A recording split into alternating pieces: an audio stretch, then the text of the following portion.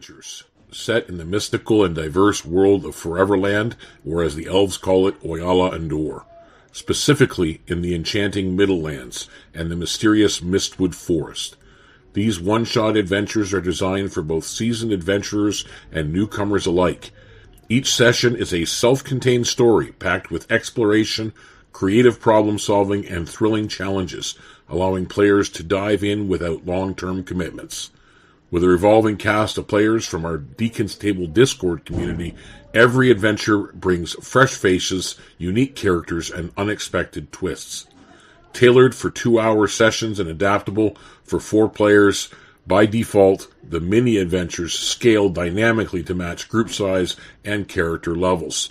Whether you're navigating arcane ruins, braving treacherous groves, or confronting ancient foes, every session weaves a new tale in the ever-growing tapestry of Foreverland. These adventures will be available for sale on our Patreon page.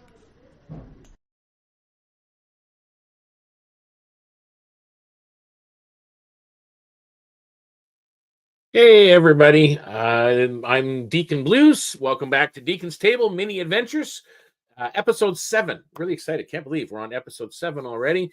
I'm going to be bringing on the cast of characters, and we're going to just be going through a little bit of housekeeping ahead of time before we get started in the adventure.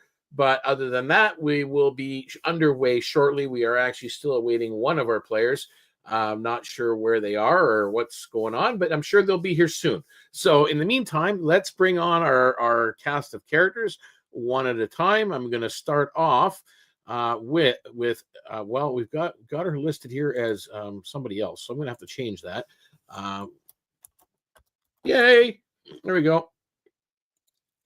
Suvis, we're gonna add Suvis first. If you want to let everybody know who you are and who your character is, and we'll go from there.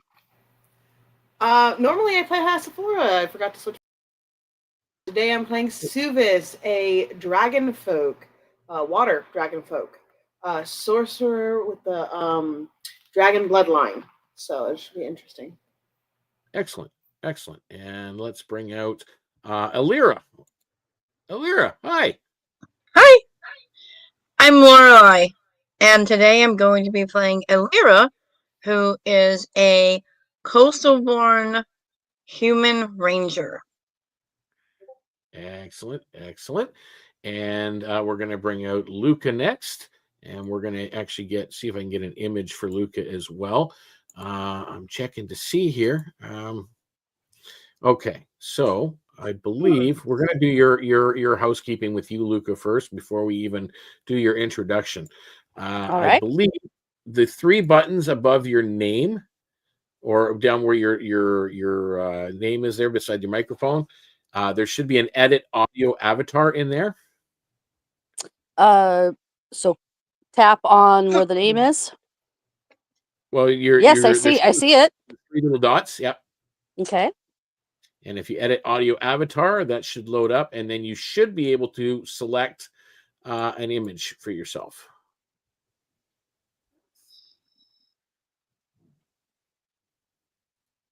Aha. Whoa. Little trick, but hey. Try it again. I wish they would do a full-size avatar. It'd be nice instead of just a little round circle. But who knows? I'll make a suggestion to StreamYards, but you never know what's going to happen with that. There we go. All right. So we have Luca. So Luca, who are you and who are you playing? Okay. Yes. My name is Jenny, and you might see me sometimes on Discord as Mama Cat. And I am playing Luca Greycliff. She is a warlock, technically a forest-born human, but she was raised in the Feywild, which is called Aetherbloom in Foreverland. Excellent. So she has recently come to Mistwood some months ago and settled in there, and has been helping out around with various adventures and needs that the town has had to right any corruption or oddness happening around the area. The oddness that always seems to happen. It tends to follow me everywhere I go. And last but not least, our last player.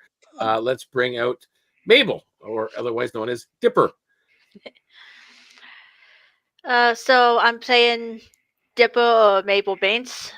She's a human arcane trickster who is a street urchin. Okay. Great. That is everybody that is here. There we go. And all right. So we are going to get started momentarily. I just want to kind of, again, cover some basics here. For those of you out there watching, again, I am Deacon Blues, and this is Deacon's Table, MiniAdventures. It is a series we run. We try to run once a week. Sometimes it's a little bit longer than that. That consists of characters from our Discord community. Not always the same characters. We mix it up every week if we can. And if newcomers come in, they're more than welcome to become part of the stream. And everything also interacts with our other live stream that we do, our live play, which is the Emerald Legion. That's on Thursday nights at 7 p.m. Is like clockwork, as much as we can, as much as scheduling allows. And of course, everything kind of goes back and forth. It's all the same world. We're running in a community-driven, a community-developed world that is sort of like plug and play as you go. It's just a big world, and we have regions that kind of plug into it in certain spaces. And we run off of that. And every season, we choose a different area. Last season, we were in the Jade Forest. This season, we're in the Middlelands. Next season, who knows? You never know where I might drop everybody in and either have the same cast of characters. The same characters will always be available somewhere, but at the same time, they have an option in a new area to come up with new characters and try something different. So that makes it better for everybody. So the links will be in our Discord or in the YouTube descriptions and the Twitch descriptions at some point for joining our Discord. You can also help support us on Patreon for everything we do. And on all the socials, you can find us as just at Deacon's Table. So we're everywhere there. So anyway, so with that in mind, we are going to begin this evening's adventure with 4 different characters this time around with Suvis, Alira, Dipper, and Luca. Suvis and Dipper know each other. Alira and Luca know each other. I do not, and I believe Luca has met Suvis, but not Dipper, I think. I'm not 100% certain, but pretty positive. That's the way it is. I apologize for not recalling. who I Yeah, met, who I didn't. Past ways, but don't think talked. Okay. Yeah, I think it was role play, adjacent, but not direct. Yeah, exactly. It was kind of like adjacent. Yeah. All right. I think we're gonna have to coin that term. Role play adjacent. Role play adjacent. I love it. I love it. It works. All right. So, what has gone on, and just to kind of give you a summary of what this is, there is a small isolated vale that lies to the west, a few days' journey outside of town. Once a peaceful stretch of land, the vale has been cloaked in an unnatural twilight mist as of late, centered around a small cluster of very old ancient trees. This would be, for those of you that went on the adventure with the big holes in the ground, this would not be as far. This would be the big ancient forest. You guys, it's not the big forest, but it's a small ancient forest way to that farmstead. So you would have passed by this area.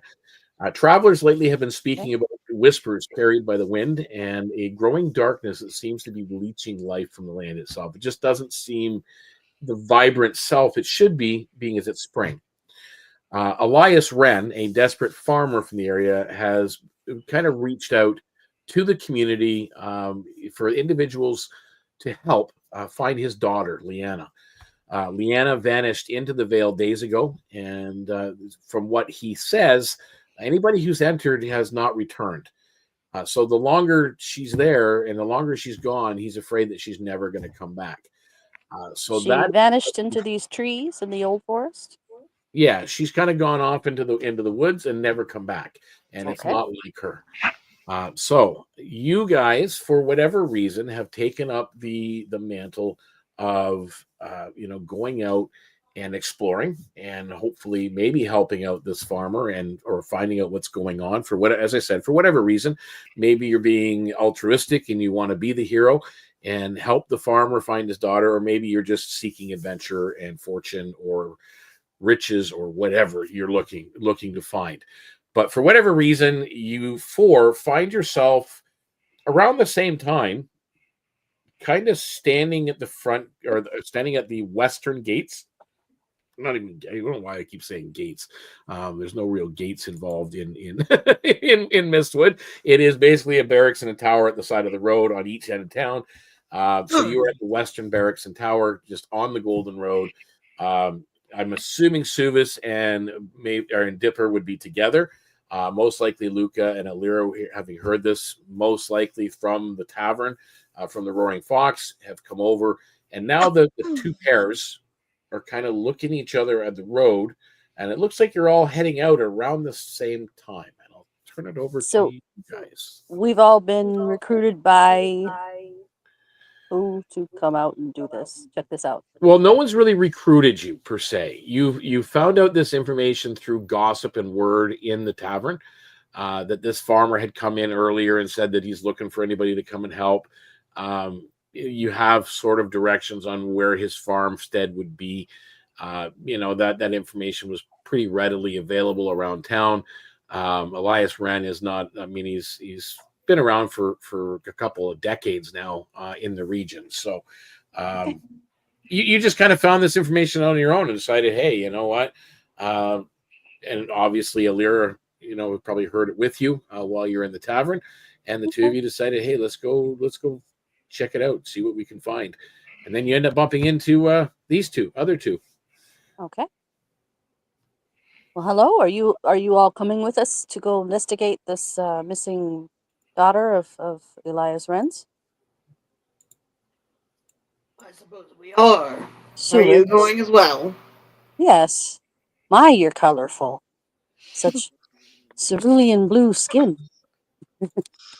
Haven't seen something like that before. Interesting. Well, yeah, you guys, for the record,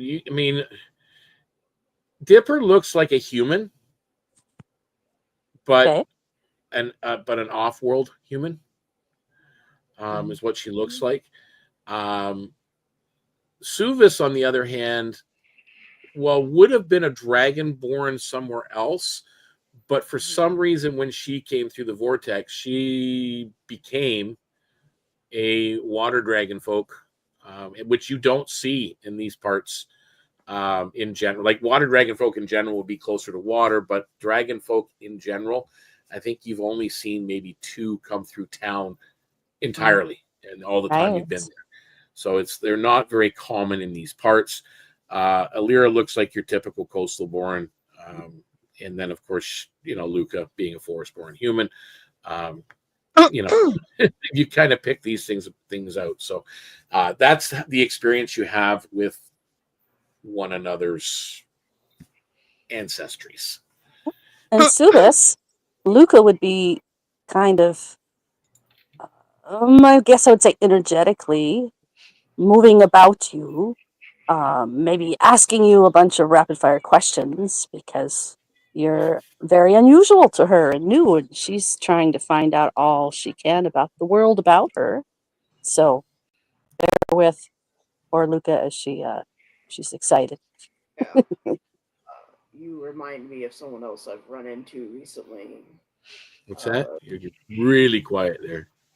Sorry. I said you remind me of someone I run into recently. Bouncy like you and asking lots of questions. Really? I think it was. Jabba. Oh, well, being bouncy is fine. But let's be bouncy as we walk. Okay. Of so you course. guys are headed out along the road. The road west from Mistwood winds through mostly rolling like fields and hills.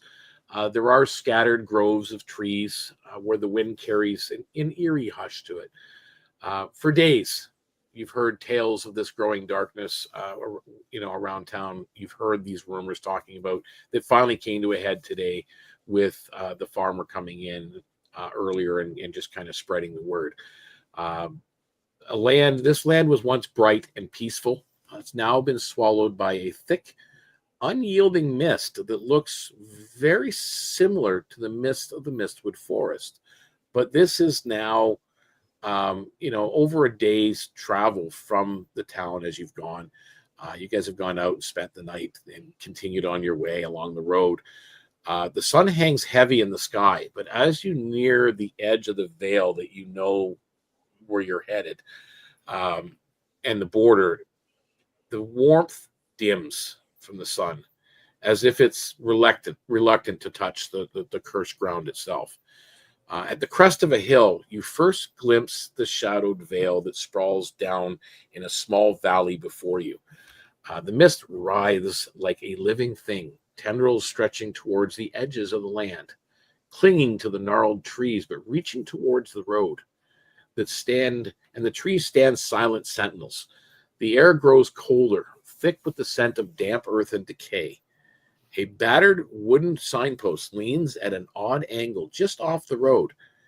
Its weather-worn, letters barely legible.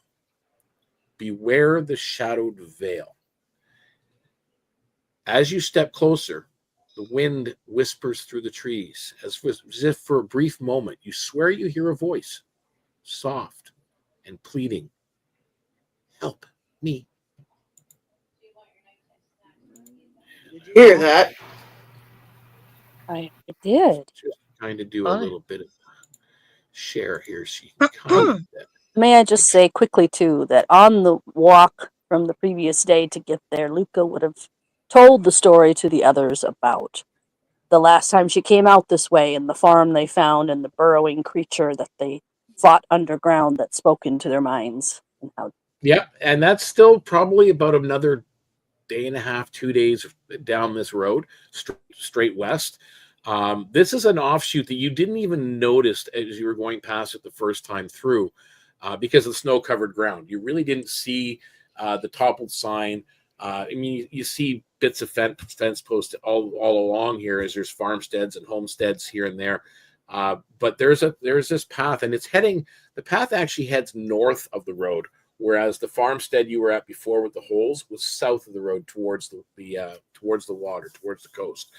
Right. Okay. This is heading kind of into a little bit of a dip in like a valley that's to the north, and into this very old looking forest ahead. So that's sort of what you're looking at. What are you guys doing now that because basically I'll point out here on the map where the grove, this is the pathway. The sign was over here, this toppled over. Okay. And the pathway is here. You see the kind of like a small offshoot road that looks like very, very little travel, very overgrown, but now it's still kind of mucky from the water, from the snow melt and everything else and whatnot as you go down that direction. So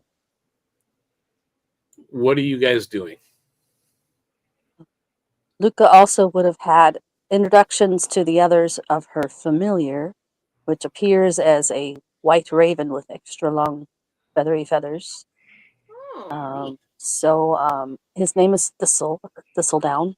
So she might suggest sending Thistle to fly in and explore a little.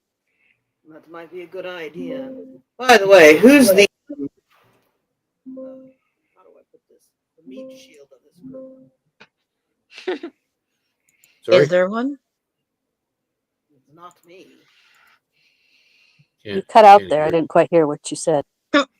Is there one? No, what Suvis said. I didn't hear. I said, I don't know how to put this, but who's the meat shield? What do you mean, meat shield? Meaning, I don't have any meat. Meaning someone who is going to go in front and can take all the hits and do a lot of damage. Oh. Usually, I usually kind of hang at the back or the middle and shoot Eldritch No, I think she's referring to Thistle. No. Alara, how strong are you in that area? I'm a ranger. I use a bow. This will be fun. I suggest we be very stealthy then and try to keep our distance of whatever is going on. I'm a hunter. I'm a ranger. I can use a sword, but I prefer not to be up front. Understood. What about you? I'm a sorcerer. I do Zubus is a great sorcerer. Oh Ooh. dear. And what about your friend? I'm very good at being stealthy. She runs in and out. Okay. Okay, so you first thing you're going to do is send Thistle in. How far are you instructing Thistle to go? Maybe just 30, 40 feet ahead. Okay, and then come back and report. Yes. Thistle takes off and goes in amongst the trees, and then above the trees, and then in amongst the trees again, and then comes back. And other than the fact Thistle says it's very gloomy, very dark. There's a fog, which I mean Thistle's kind of getting used to fog and mist. But it just seems to go on like that. That's all Thistle kind of comes back to you with. It's kind of the same. Okay, she would relay that to the others. So the next step, you guys said you were going to go in stealthy. Yeah. Can anybody make us more stealthily with magic? Let me check spells. Luca by now would know that's possible. That is possible, yes. I can make myself more stealthy. Well, that's good. At least that. I think we're low enough level. I don't know if our rank. I have Yeah, disguise. I don't think Pass Without Trace would really work for. I have disguise self. Yeah, that's No. not really going to help you in this situation. No, I don't think so. Are we rolling stealth checks then? Yes. So roll stealth checks as you move forward. Stealth. These dice don't like Suvas. Whoa. Luca's kind of average to a little below average today. She rolled a 9, which is going to be a 12 altogether. Hey, you did better than Suvas. She did 11. So 11, 12, Alira. 21. 21. And I have a question on that. Yep. Her cloak just says it says it naturally changes color and texture to match the terrain we're in. Does that Yes. naturally happen? It doesn't say it's an action or a bonus action. No, It just says it just happens. Okay. So I think the further we're walking in, you guys can see the cloak she's wearing actively like changing and altering and shifting. Yeah, it's going from the vibrant sort of the color that it is now with the golden grasses and some of the green grasses and whatnot. That seems to be like this light brownish tone, yellow and green. And as you're getting closer to this this veil, as you're headed down in this direction, I'll put you guys down there. You'll notice that her cloak begins to change to a very gloomy gray, dark brown, mottled color, just making it making it harder to visually see her or have her stand out in the environment that she's in. So that's what you do notice that way. How about you, Mabel? How did you do on your stealth roll? Dirty 26. Oh crap! You guys almost lose sight of Dipper as she's kind of staying to the edge, kind of going in and staying to the edge near the trees and going in. Now, I do at this point, as you guys are entering into the actual veil itself, I need everybody to make me it's got to be a group survival check. So all 4 of you must make survival, but 3 of you must pass it for a success.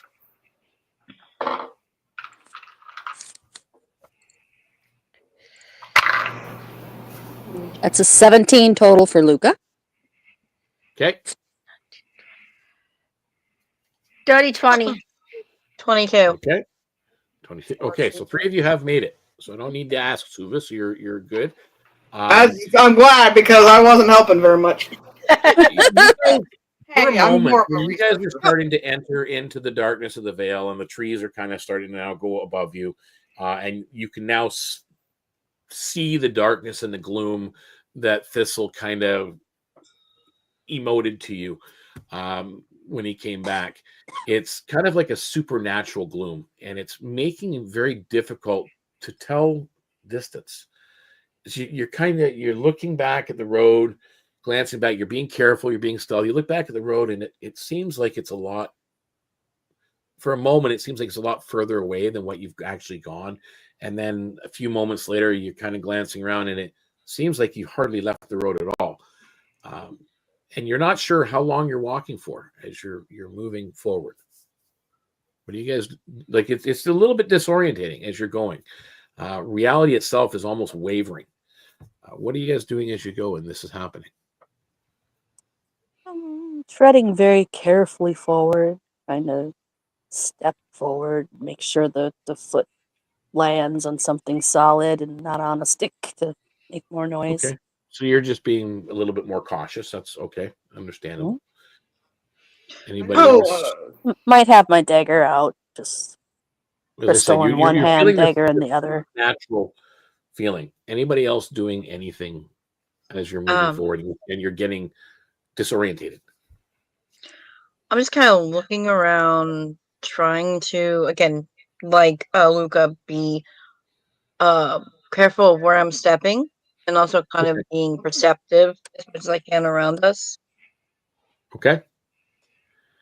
I think Sue is noticing that it's almost supernatural. Would probably try to call on her memory of magic and things like that to see if she understands why it's doing that.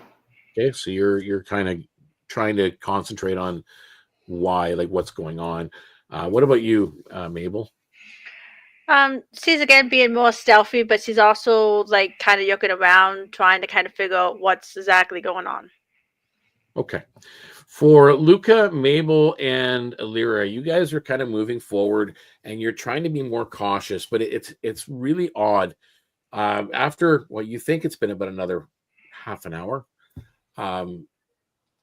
the more you seem to focus, the more disorientated you become at times. Sometimes you find yourself having to look up and everything's kind of spinning for a moment and then it stops. You were, right beside each other one moment, and then next thing you know, it looks like you're like 20 feet away from the individual beside you. Suvis, you actually stopped for a moment as they're kind of continuing, and you're thinking and you're trying to place it. Make me an Arcana check. Mm-hmm. Or a history, whichever one you feel more comfortable with. Let's see which one that she's better at. History. She's better at well, yeah, she's better at Arcana.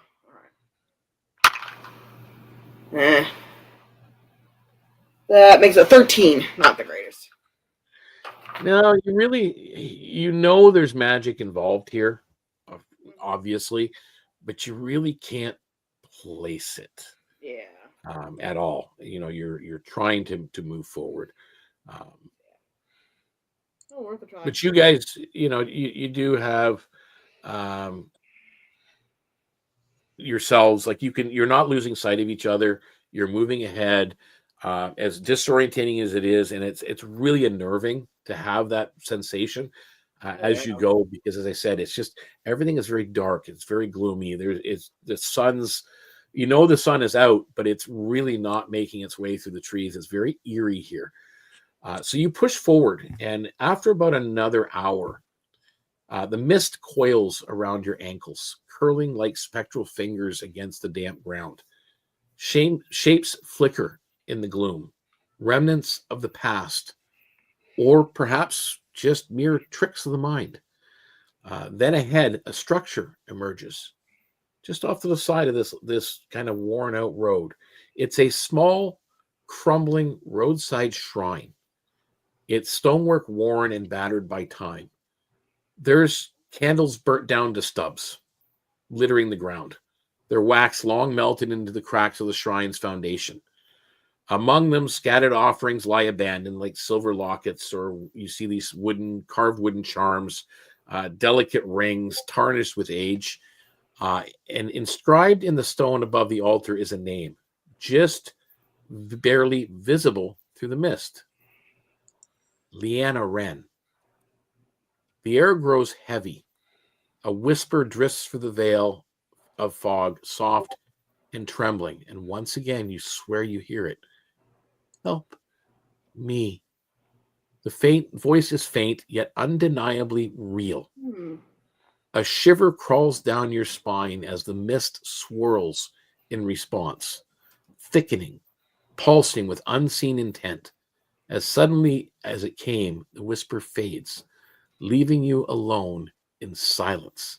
The path ahead winds deeper into the veil, where the shadows lengthen and an ominous presence seems to lurk just beyond sight. What are you guys doing at this point?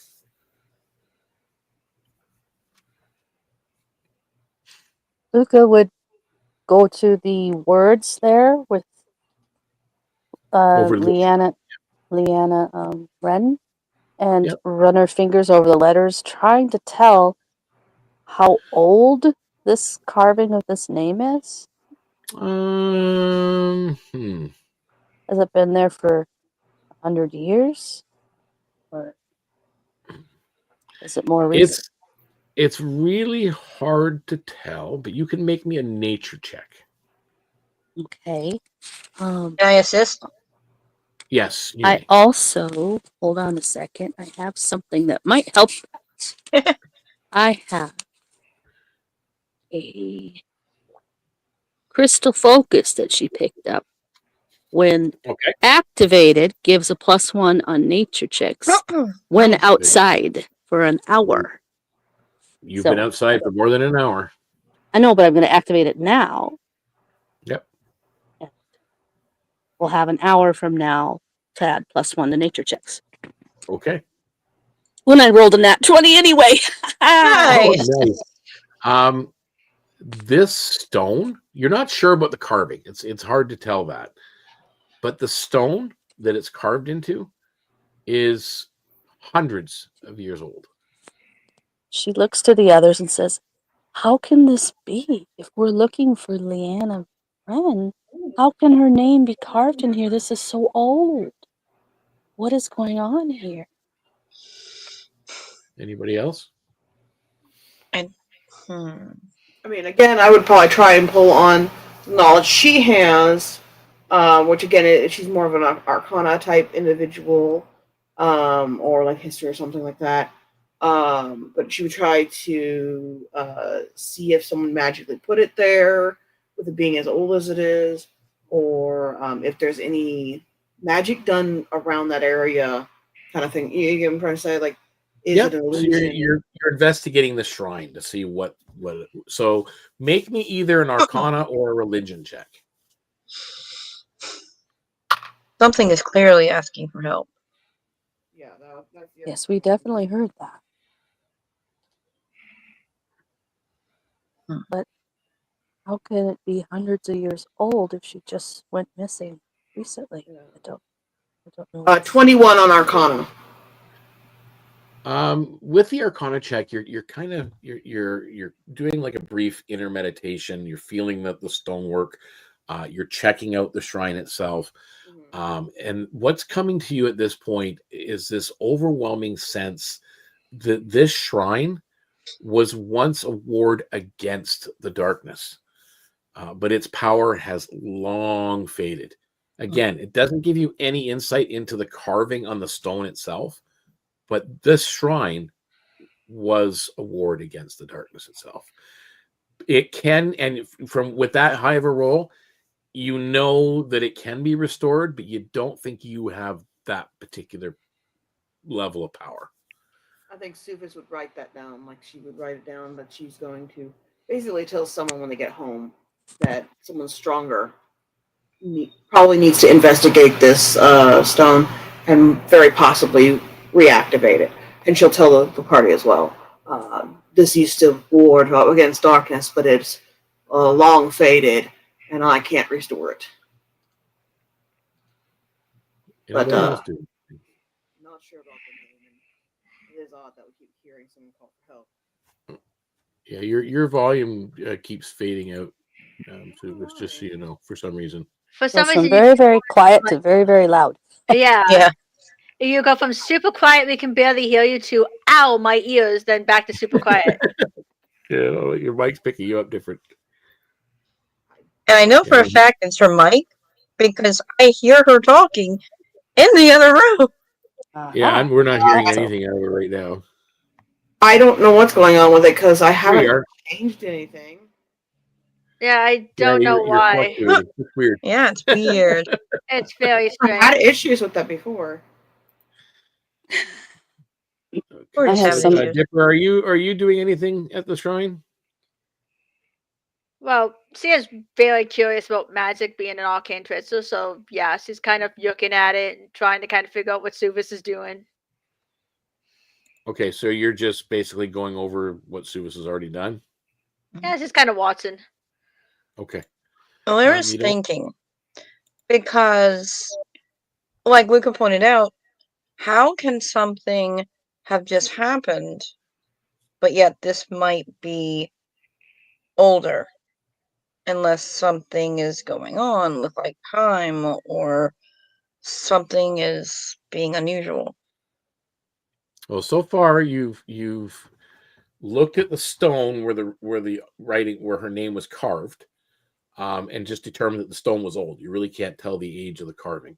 And Suvis did determine that the shrine it was a powerful ward against the darkness, but the power has faded away. And that's all you've investigated so far in this vicinity. The path, Okay. and this shrine was just off the path as you were heading into the Vale. Are you doing anything else in the area?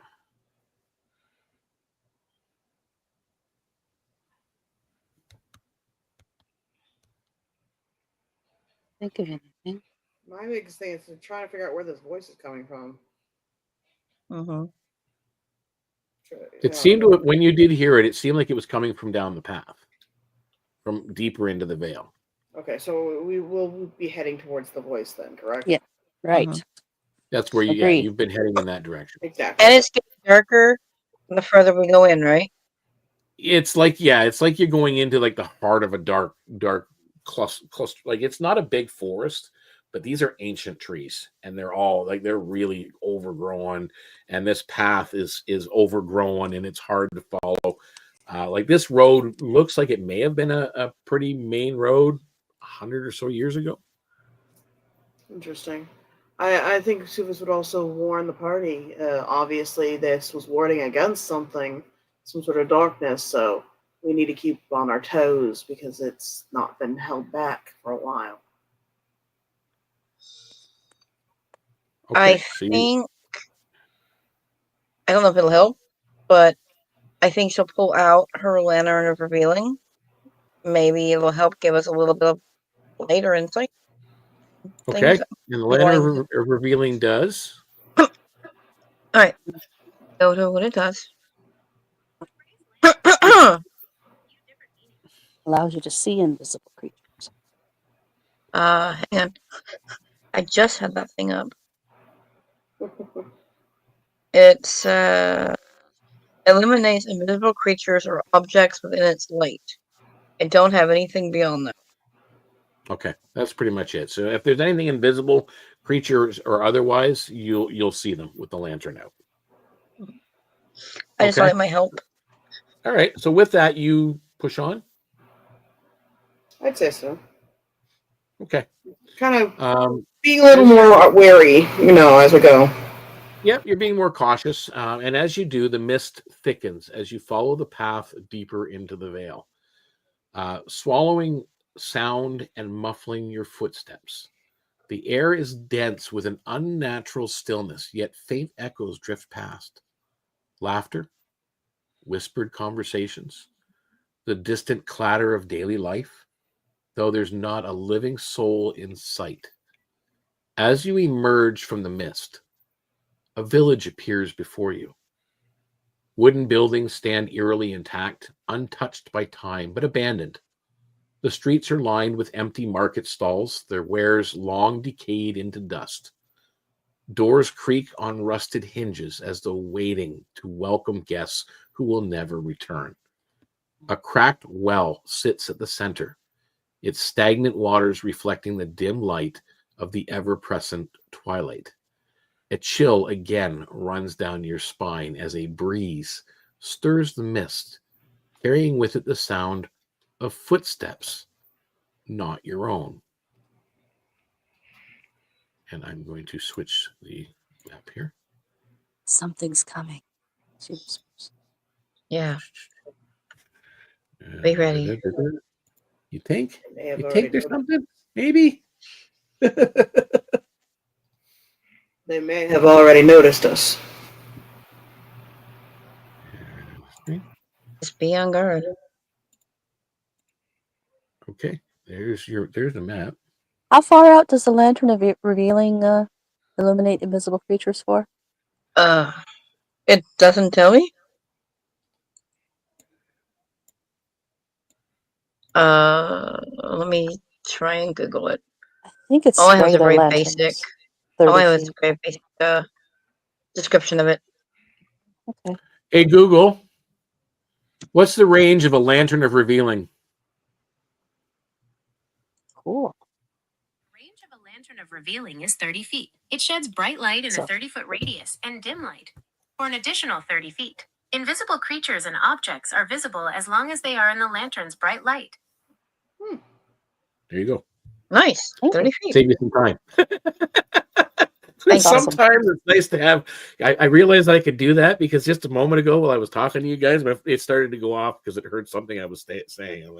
I'm like, That's cool. I don't know what that was all about. But so there we have the map or the little area that you're in. Is you've walked out into this village space.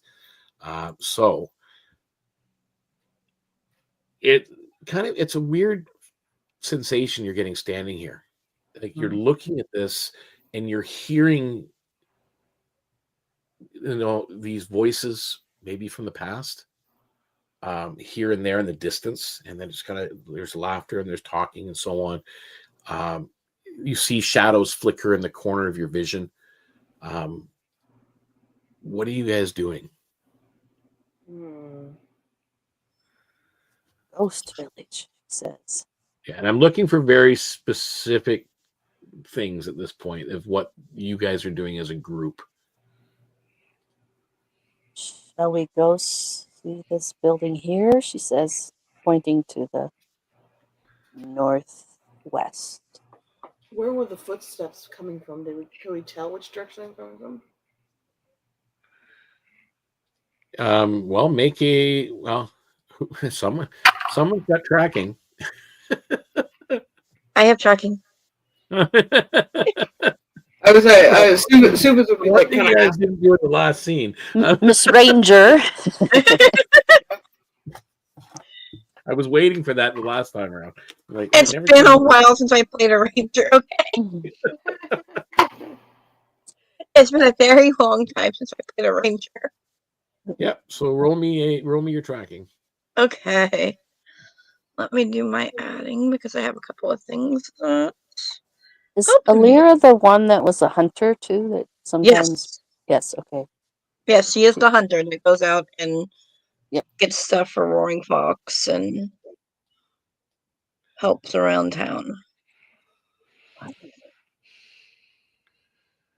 Let's see. One thing that's looking. Let's see, what does that do?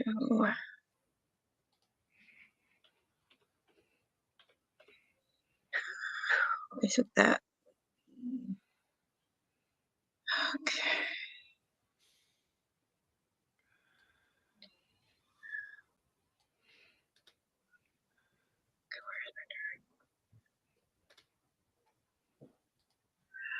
$26.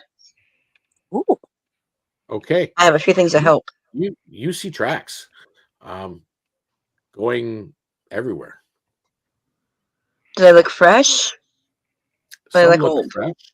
Some look a couple days old. Some look Like they just kind of, there's pieces of like old ancient cobblestone that's covered with mostly mud, but there's actually like boot prints in the stone that's been there for so long. So it's, you're kind of looking at them, and some go in this direction, some go in that direction, some go another direction.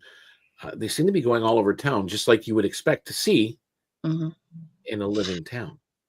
The fresh ones, like what made them? Again, they're everywhere. They're everywhere, and they are boots. There's regular boots. Yeah, not big boots, like just probably the size of boots that any of you guys would be wearing, other than Subas. Well, something is here, or was here.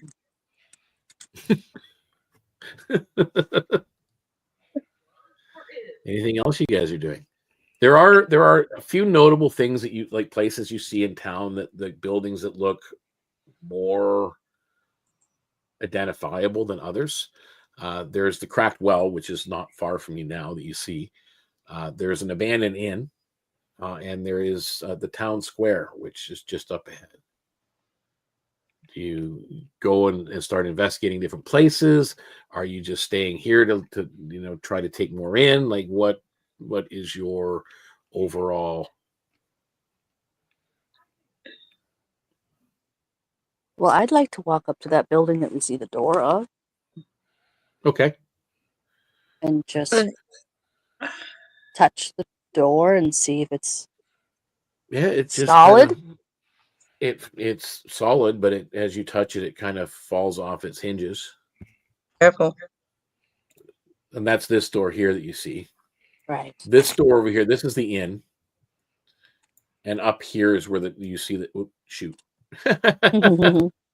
Do we see anything inside that door when it falls off its hinges? Anything inside? Yeah. 1 second here. What's going on? Okay.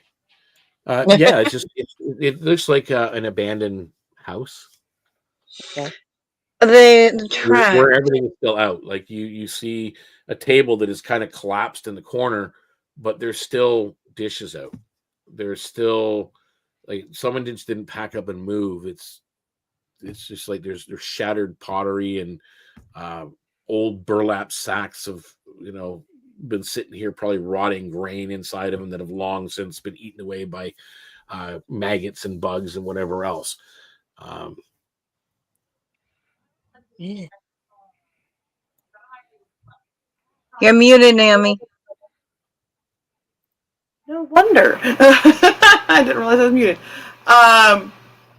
Subas, I think, would go over to the well area because she does. Okay. She likes water. Mm-hmm. How high is the water? Is it completely gone, or it's gone? Completely gone. She wants to. You're looking down, though. As you're looking, you go to the well and you look down. There is no water left in it, but there's an odd, faint blue light that's glowing at the bottom of the well, which is only about 15 feet down. I'd like to. Is it magical, or is it because I mean, obviously, you don't see anything that could be. I mean, at this, like, you're 15 feet away and it is black down there, other than the fact you see this glowing blue light that's down there. So what's causing it, you're not sure. You'd have to go down to find out.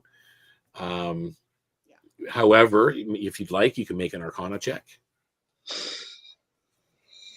Also, I'd like to run my hand along the inside of the well to see if it's still moist. Can Luca join her and also make an Arcana check as she sees this blue light? Are you both going to do two separate checks, or are you going to just do one and one help the other? I don't mind either way. It doesn't matter. Okay, I have a plus 3 on Arcana. I don't know what she has. I've got a +5. Okay, so she will do it, and I will help her. All right, so you get advantage at +5. That did not help. An 18. An 18. Oh, that's fine. It's more than what you needed. You're again, you're not sure what's causing the magic, but it is definitely a magical energy, and it seems connected to the magic you've already felt here in the Vale. And as it's almost as if it's a focal point, though, at where you're at right now. Kind of like the source, only it's more focused. Yeah, it's not really a source, but it's like a focus of this magical energy that's here, this negative energy right now. The rest of you, come here. There's some sort of magic down in this well, and it's tied to the same things we've been feeling around here. It's being focused on this well somehow. So is anybody else doing anything? So we've got Luca and Suvas by the cracked well. Luca had already gone just and kind of knocked the door half off its hinges and looked inside. You've still got this old abandoned inn and the market ahead. And again, as you're doing all this, you hear just almost like 5 feet away from you, almost like there was a group of children laughing and playing. And the sound comes and goes, and the wind wisps through, and the mist kind of carries with it as well, curling around your feet and around the bushes and around in through the buildings. And then you hear almost like an argument of a couple from that farmhouse or that residence that you kind of peeked into, Luca. It sounds like a husband and wife yelling at each other momentarily, and then yelling for their children, and then all goes silent again. Luca says, echoes of the past? As this is going on, are the tracks getting more? No, they're everywhere still. It's hard. You can't really follow one set because they crisscross. Like it's almost like there's almost like people are currently actively moving about. At the same time, there's old tracks there as well. Mm-hmm. Very strange. So there's no way to track them. Anybody better at magic? There's definitely something going on here. That's what I've been telling you. Shall we check out the inn? There's something going on here. Now, Alira, you've confirmed that there's something's not right here. Mabel, Luca. Luca says, shall we check out the inn? I think we should try to secure the area before we investigate the source. Or not source, but the focal point. Wish I knew why wish we knew what was going on with your mic. I don't know. I don't know if it's because I'm talking in a lower voice and it's not picking it up, or what. You're talking right now, you're perfect. Just where you're at right now, it's perfect. As soon as I drop my voice, that's when you're having issues. So I'm wondering if I'm not picking it up with the lower voice. Yeah, it could be the mic's not picking it up. Yeah. If I play her again, I'll use my headset. Maybe that'll help. But no, she said that I think it'd be a good idea to check around the surroundings before we look at the focal point, just so that we kind of secure the area, make sure there's nothing else, and then focus on the focal point of the well. Okay. That nothing surprises us. Exactly. Okay. So you want to send your bird to check again? Yes, I could. Still telling Thistle to stay within 40 or so feet.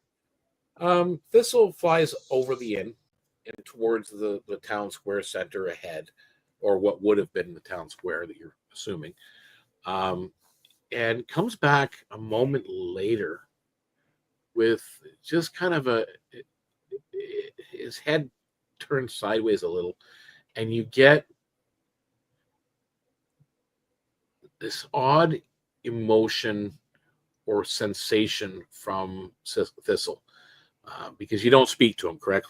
There's no language. He can speak, actually, yes. Okay, so he's gonna speak it. He can. There's people. People there. In the not inn? Moving. People. Just not moving. They're there. In the inn. Not in the inn, in the town square. He couldn't go into the inn. Doors closed. Right. So Thistle says Oh. this. You all hear it. It surprises you because you probably didn't know Thistle could speak. It's kind of, broken common, but it's common. Shall we go see the square and see what these people are? Says Luca. We should probably be careful. We don't know Yeah. what magic is afoot here, right? Okay. Okay, So so you we'll guys head are that making way. your way to the town square? I think so. Yeah, like I said, we're going to kind of try and secure the area before we focus on the well, I think. Okay. So you move forward, you pass the abandoned inn, and you move to what looks like probably would have been an open market, very similar to what Mistwood has. And as you enter this space, you see almost like an imprint of the villagers from the past, frozen in place, as if they're awaiting something. They're not moving. They're not there, but they are.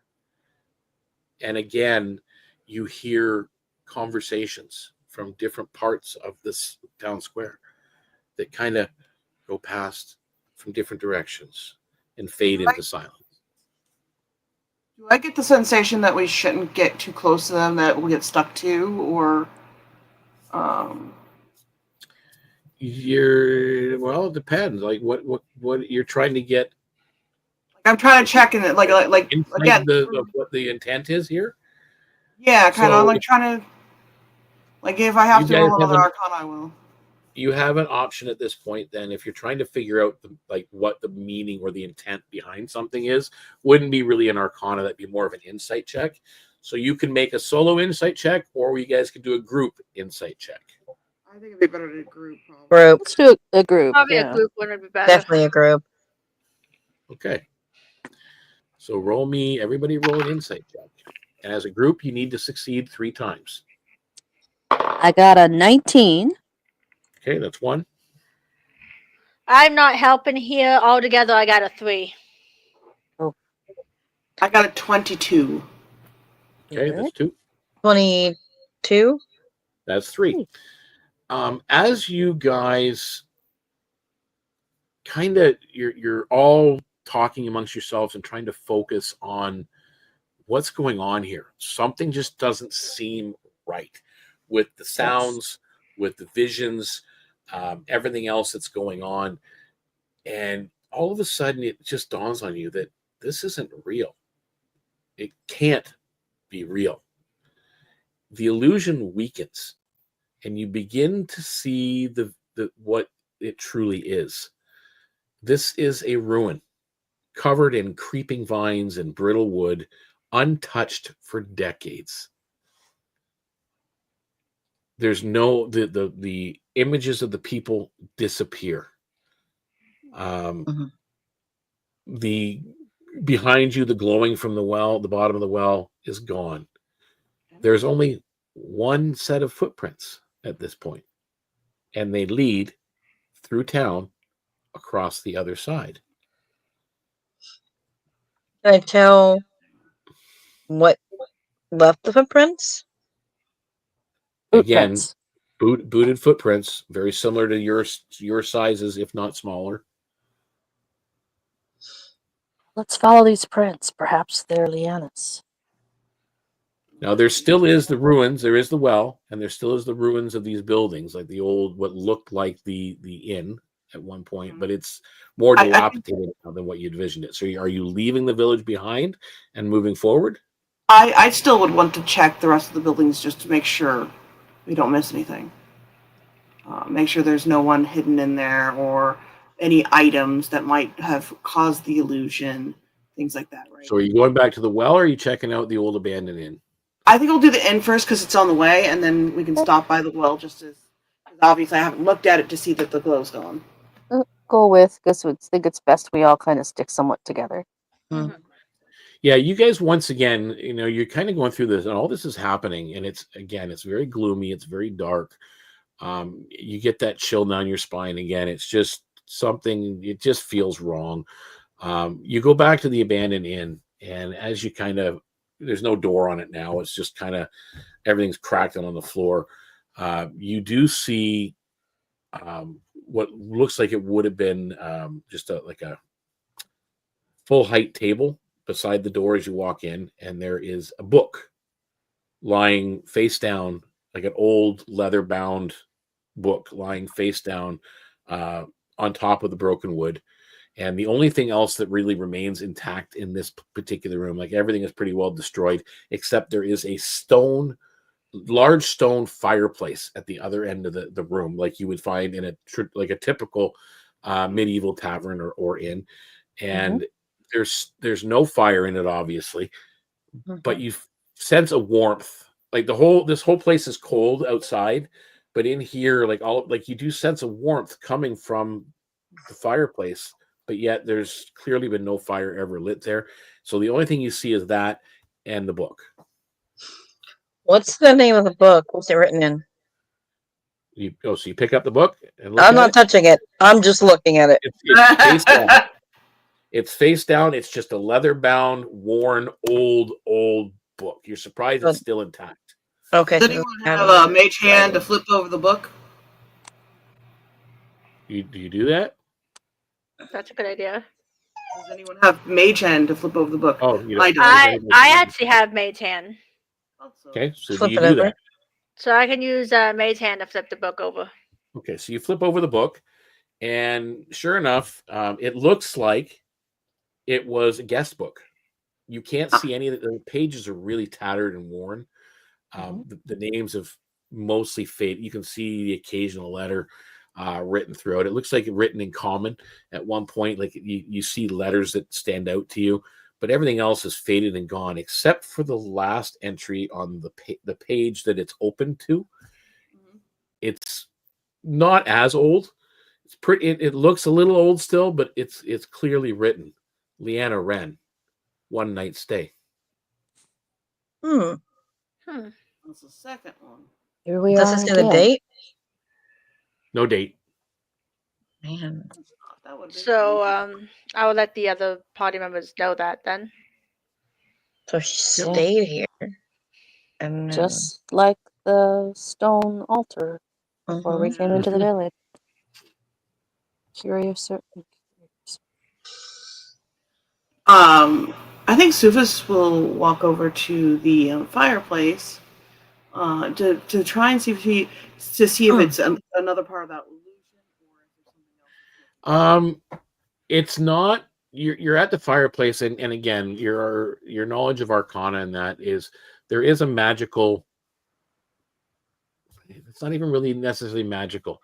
There is an elemental force behind the heat that is in this hearth that had burned steady for probably 300 years. Like these stone blocks, this fireplace, this place has been abandoned for about 200 years, and this fireplace probably is about 500 or 600 years old. So it had burned steady for centuries.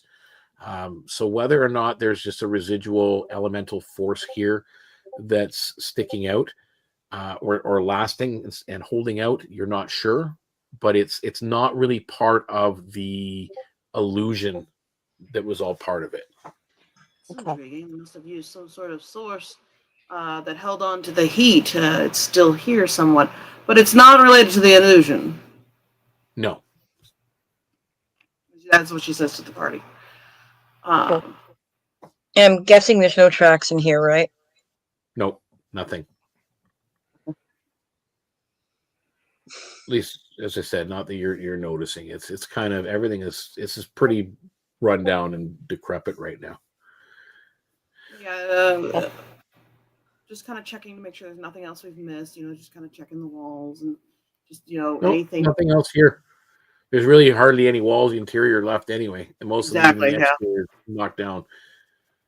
Pretty much everything you see in the map there that looked like an old abandoned town, it's 100 times worse than that.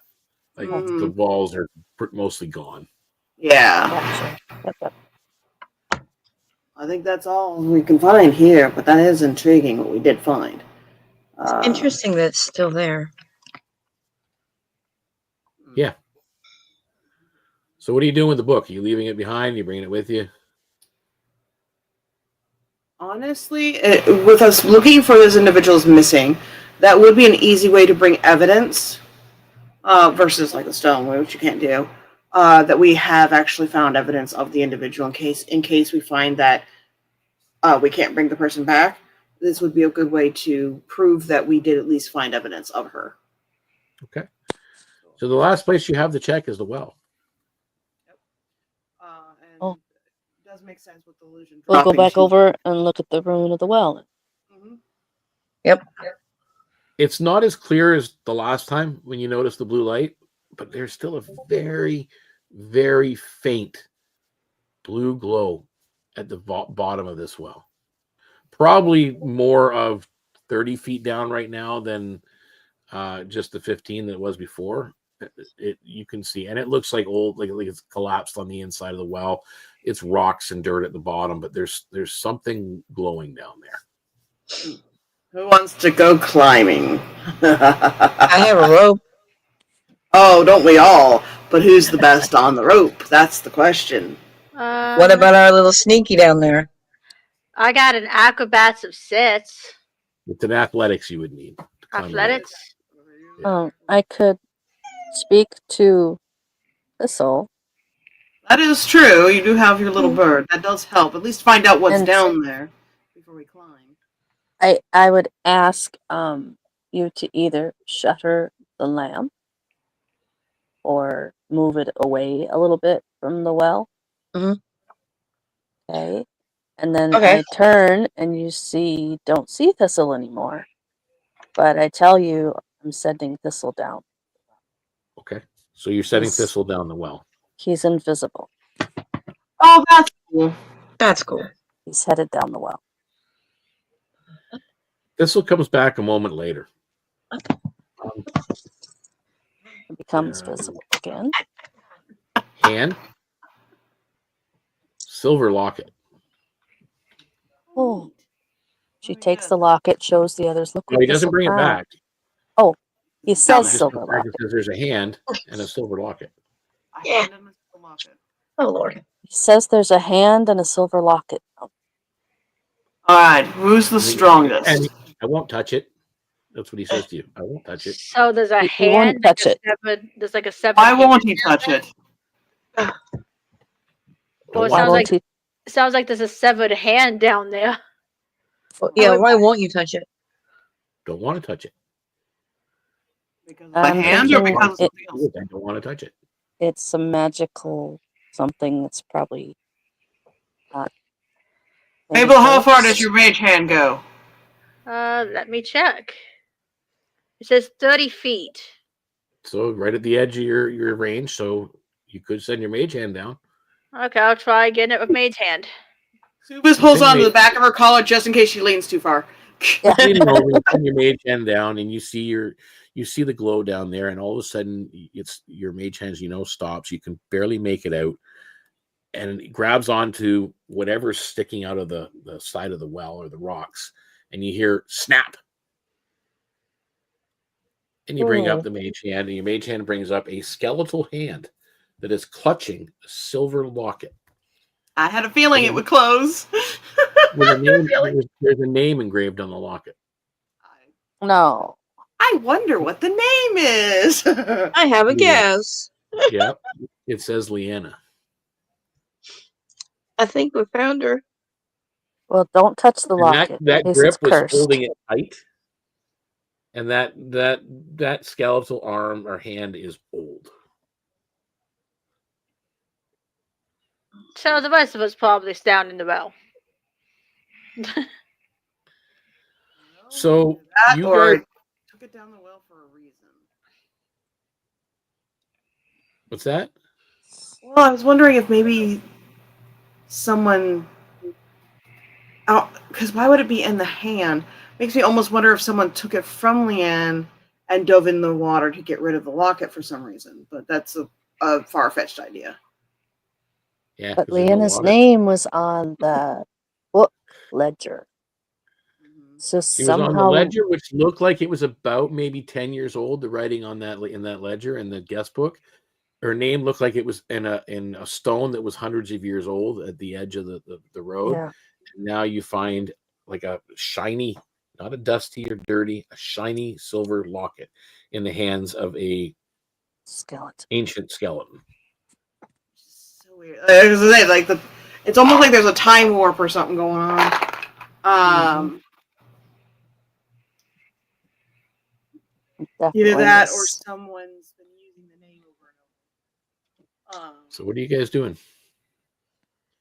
I like to keep a Drop hold of that this locket into some cloth or something so you don't have to touch it. Okay. You guys wrap up the locket, and I take it you're kind of standing around. Does the hand let the locket go, or do we have to wrap up the hand too? Once you get it and once you bring it up and you take it, you can pull the fingers off of it. It just seems like it was locked onto the locket. Yeah. You pretty much break it apart. Okay. And as you're standing around the well and you're taking in the desolation, and you're looking over the ruins and you're looking down the path that leads into darker parts of the Vale, and those footprints that you noticed that were there. You're taking in this desolation. A single voice cuts through the silence where there once was whispers. There's now one voice. Why did you leave me? Go. A shadowed figure stands at the edge of the village, its form indistinct, but watching you. The mist surges around it, and suddenly the weight of the Vale presses down upon you. The figure vanishes into the fog, leaving behind just the footprints in the damp earth, leading further into the darkness. Guys, I think we do gotta follow those footprints, I guess. Did we see what the form was, or was it obscured? No, it said it was indistinct. Okay. So you cut out for a second. Sorry. Yeah, it's okay. We are definitely going down the rabbit hole with this one, aren't we? Definitely. So you guys proceed on. Yes. As you guys move on, the trail from the village winds deeper into the Vale. The mist thickening with every step. Trees loom ahead, their gnarled branches twisting skyward like skeletal fingers, their bark blackened and cracked as if seared by an unseen or ancient fire. The air is heavy, laced with the scent of damp earth and decay. The oppressive quiet is broken only by the distant murmur of something unseen. Whispers carried on the unnatural wind. As you push forward, a clearing emerges. Towering above you stands an ancient, withered oak, its roots sprawling like veins into the corrupted ground, stone brick mixing in with rubble and smaller stones and gravel and soil. At its base, a crude stone altar, slick with moisture, holds the remnants of past offerings. A figure stands beside it, her back to you. Leanna. Her shoulders tremble as if in silent conversation with the darkness that engulfs the grove. And let me load this up. Do-do-do. Do-do-do. Do-do-do. Whoop. There we go. And I'm going to put basic. And we're going to put her right there. And we're going to put you, you guys.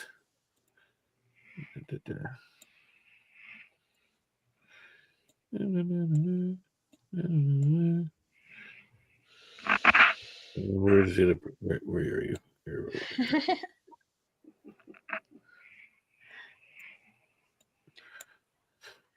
Okay, so that's where you're at right now.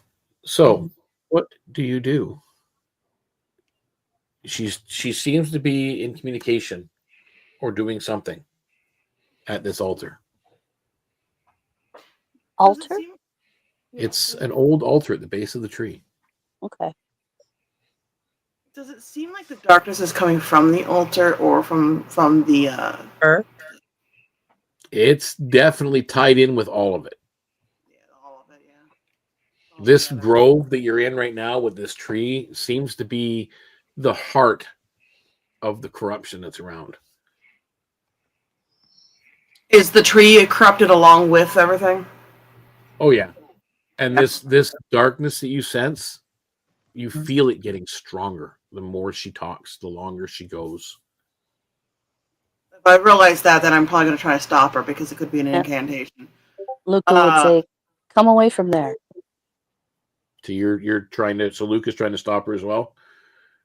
Well, yeah, talk to her, trying to get her to see us and What come about over. Alira and Mabel? What are you two doing? Trying to disrupt? Are you? Yeah.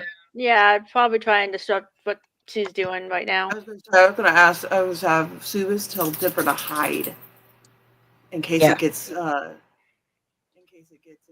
combat. That's a good idea, actually. Do the tracks lead straight to the tree? So For yeah, I following? would since Subas told me to hide, I'd probably go hide in case things get bad. Yeah. Do the tracks head straight to the tree? Yes, they do. Okay.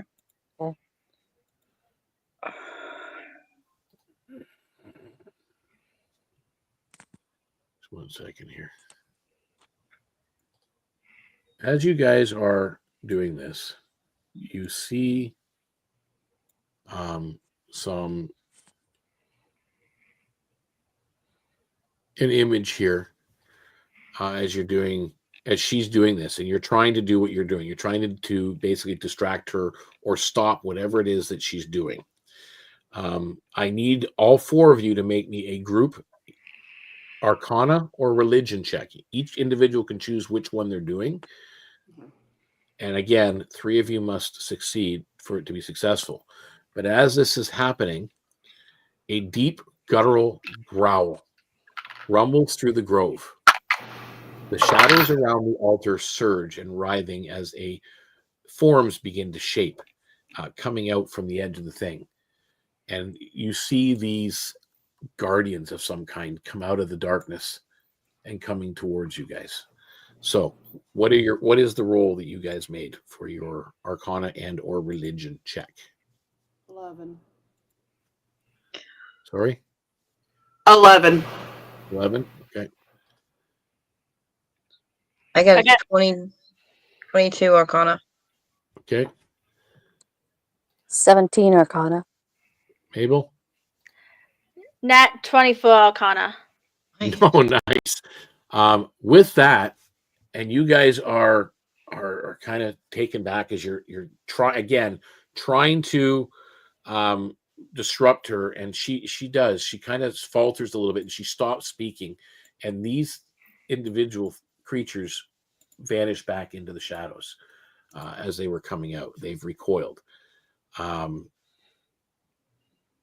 Another growl, however, happens as she takes that step back, like a 5-foot step away from the tree, and another form emerges. It is, which is one. Can Luca take a wild guess and go, "Leanna, come over here"? Should you do that? Yep, you can speak as free action. That's fine. You're telling her to come over. She seems a little disorientated right now, but as this shape comes out, again, you don't belong here. Is a voice that comes to you from this spirit that's here, and she steps back to stand before it as it stands beside her. It is a shadow guardian. Its form shifting and unstable. A mass of clawed. Actually, I should increase the size too. My bad. Yeah. Clawed limbs and spectral tendrils that stretch hungrily towards you. The ground quakes as it moves and it steps away from the tree. What are you doing? I would probably engage him in the sense of we are only trying to gain the individual that has gone missing. Other than that, we really don't want to intrude here. So you're trying to communicate? Yes. Okay. Anybody else taking an action? I would like to take an action. All right. Luca takes her medallion with the scythe image on it, uses it to cast protection from evil and good. Protection from evil? Protection from evil and good. Yep. Okay. And what bonus does that actually give you? I think it's just the same as the standard spell. Protection from evil and good. I can't remember what the full effects of that spell are, to be honest with you. Hey, Google, what are the details of protection from evil spell? Have it here. So In many fantasy role-playing games like Dungeons and Dragons or Pathfinder, Yeah, whatever. protection from evil is a first-level abjuration. 1 minute per spell that level, provides so a you magical that's barrier of 4 protection minutes for against evil you. creatures. Here's a breakdown of its Touch. effects. Protection from evil. Duration: 1 minute per level. Range: touch. Components: verbal, somatic, and a material component, often holy water or a similar substance. Okay, so either way, I've got it. So you get it's a +2 bonus to your AC against this thing, and it does have a saving throw to negate it. So, okay, so you've stepped forward and you've activated that. Mabel and Elira, are you doing anything as Suvis is trying to communicate with this thing? I am pulling out my longbow, just in case. I do have it knocked and ready to go against that shadowy creature if it shows harm or tries to attack us. Okay. And Mabel, what are you doing? I'm getting my daggers ready just in case this is going to turn into a fight. Okay, so you're readying daggers. You got your bow out. Suvis, you've tried to communicate. Roll me a persuasion check.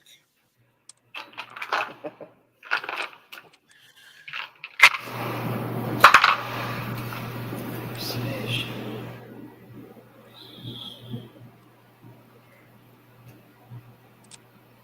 19. Okay.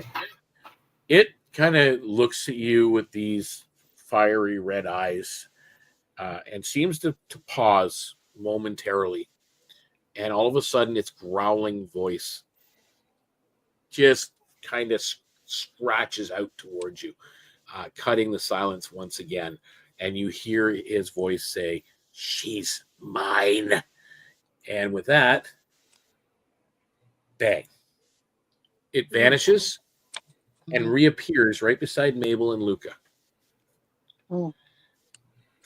Where is teleport up to 30 feet? Reaction. Okay. So reaction can do that. Leave him behind. And oh shoot, forgot. We're gonna do that as it's also here. Sorry, Ooh, interesting. So it seems to be right where it is, but all of a sudden, another one just like it appears beside you guys. My apologies. Read that in particular ability wrong. Okay, and with that, I am going to need initiatives. I am going to need Would that be considered threatening? Oh, yeah. So our actions go off? Your actions go off. Okay. Me roll for it. Initiative. What a time to roll a nat 20 on my initiative. Initiative is 9 for Luca and 8 for Thistle. Okay, Suvis. I got a nat 20 for my initiative. Nice. 20 for your initiative. Okay. Mabel? I have a +4 to my initiative. Altogether, I got a 6. Oh my goodness. Okay. 6. And Elira? I got a 17 for my initiative. All right. So first things first, those actions. You had your daggers ready. What are you doing, Mabel, with your daggers? Well, I was hoping to do a sneak attack, but it kind of appeared beside us. So, Yeah. You were hiding. yeah. You were hiding. You were hiding. You don't know if it's seen you or not. You can still try to make the attack, and I'll let you know. All right, I will try to make a sneak attack then. You also have an ally by him, so you'll still get sneak attack whether or not you have advantage or not. Yeah, you still should get. Yeah, you do get sneak attack. All right, so roll to hit. Okay. It says 2d6 on here, so we got a 6. Oh yeah, but did you hit? Oh, which one do I have to roll to hit? D20. D20. Your to hit roll. What is the bonus to that? It should be on I don't know. It should be on your attack. sheet. It should be on your weapon attack. Oh, it says +6 there, so I'm guessing it's +6. Yes, it's +6. So 16 +6 is 22. so 22. You hit. So now you can roll damage. Okay. Well, I rolled a 6. Let's see what the second one is. Second one's a 5. Second one is a 5. So 6 and 5, 11 points. So you do 5. Because I'm assuming that's a non-magical dagger. No, it's just a normal dagger. Okay. All right. And now the arrows that you had aiming towards the one by the tree there, Alira, are you taking fire? Yeah. Okay. What did you roll for to hit? I got a nat 20. Okay. And on your second, are you making 2 attacks? I am making 2 attacks. And let Okay. me roll that one. So you get a nat 20 for one.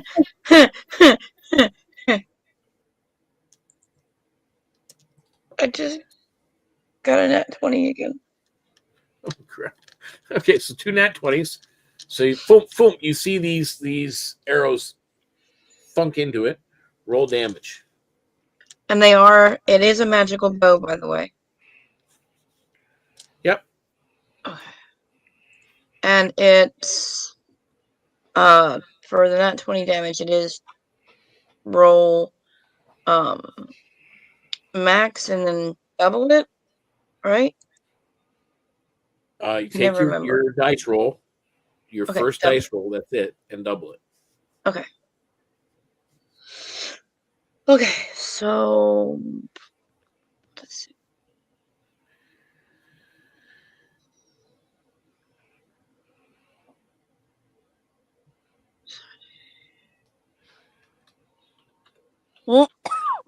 Uh, 21 damage for the first hit. And Okay. then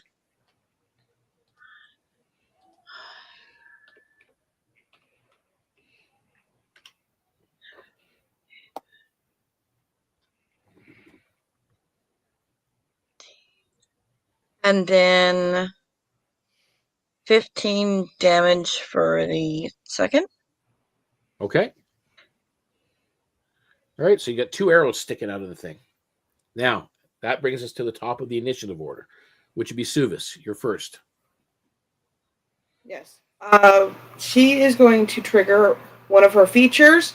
You can use it. It's called innate sorcery. You can use this twice and until you regain it on a long rest. As a bonus action, you can unleash the magic for 1 minute, during which you gain the following benefits: the spell save DC for your spell saves increases by 1, and you have advantage on your attack rolls of sorcery spells you cast. So she's going to activate that. She's going to shift in an angle to where she can hit the one near the tree without hitting the girl. And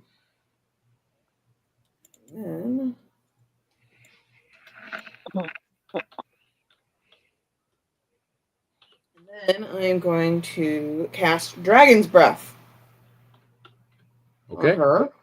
Is that a cone? Let's see here. It is. Or Yes, jet? this one is a 15-foot cone. So I need to get it at an angle where it's not going to hit, or at least be short enough that, like, if I back up a little bit, so it won't hit her, kind of thing. Is that the new water dragon one or no? No, this is not the water dragon one. This is actually the spell. Oh, the spell. Okay. All right. So if you're doing a cone, it's probably more. You're pretty well at the max of your movement, trying to get it so it doesn't hit her. Yeah. Okay. Basically, yeah. All right. And not sure what we're gonna try. We're gonna try electricity on this thing. Okay. You're going for electric. And then, Okay. Just making sure here what that is. Dexterity saving throw for you. And I look at the saves for you. Find it. Versus your spell attack, isn't it? Or no, it's I'm trying to find it. I think I forgot to write the spell attack down. It's not written on here. Well, I can tell you right now, it fails. It seems to it gets caught in this cone, so roll damage. Yeah, that works. All right, and that is 3d6 damage. Just height. All right, 3d6.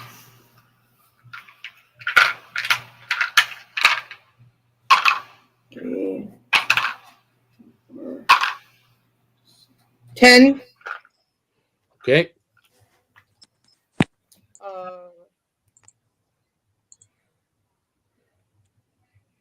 I think that'll end my turn. Okay. So that ends your turn? Yeah. Okay, that brings it to me, and Alira, you'll be on deck. And this dude moves just a little bit closer, and he will attack twice. He is going to attack Luca.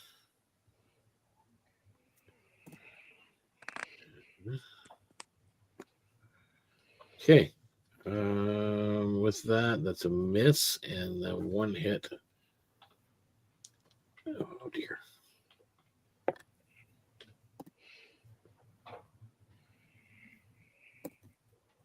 2, 4, 6. 11 points of damage, Luca, and I need a Constitution saving throw. Okay. So it wasn't against my AC, huh? What's your with your AC? Well, it was a natural 20 on this hit that hit you. So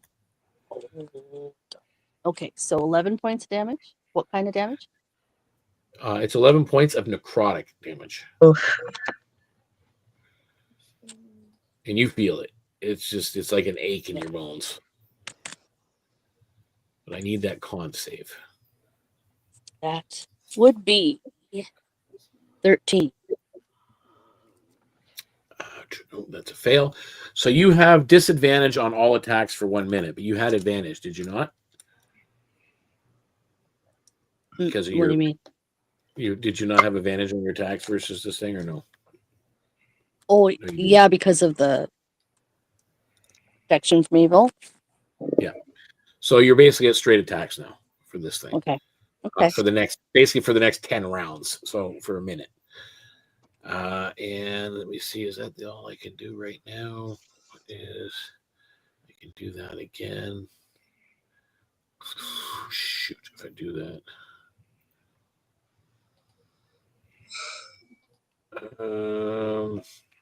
I think that ends my action.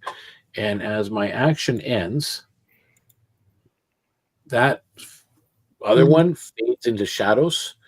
You see the 2 arrows, Alira, that you shot on either side of Leanna. Looks like they barely missed her.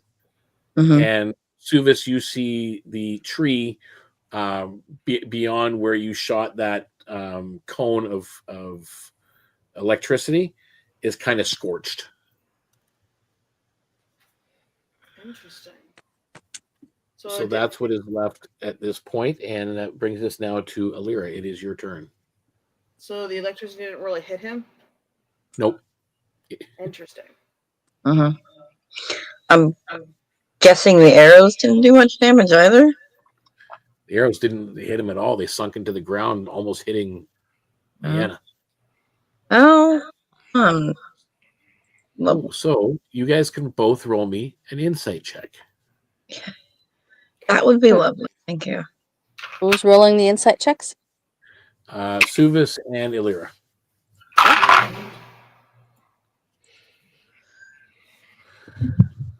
Let's see.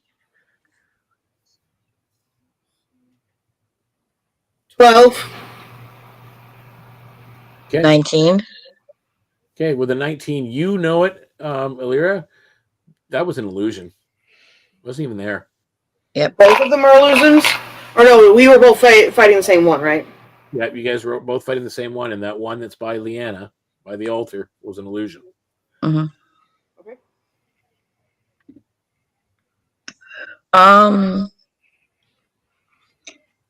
I guess I will try and fire at the other one and So hope it's not an illusion. Step back a little bit, and you're going to use your arrows again. Okay, roll away. I will also tell you, Deacon, that I chose slashing for my bracers. Okay. And let me roll.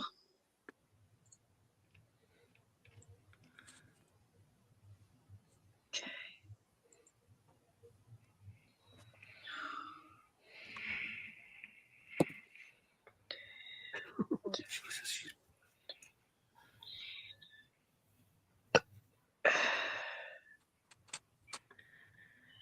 21 to hit. You hit.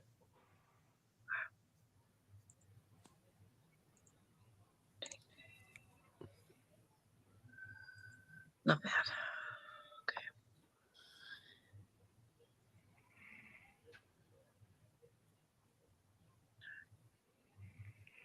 Okay. 12 damage. Okay. On the first hit. Yep.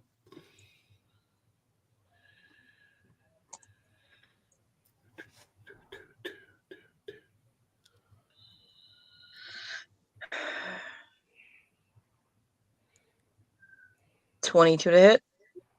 That hits.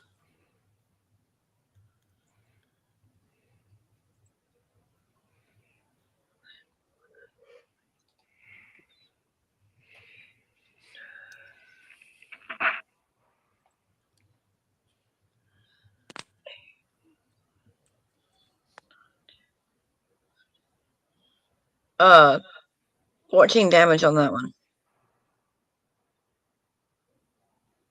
Okay. Does that end your turn? Because as a reaction, it's there. Yeah.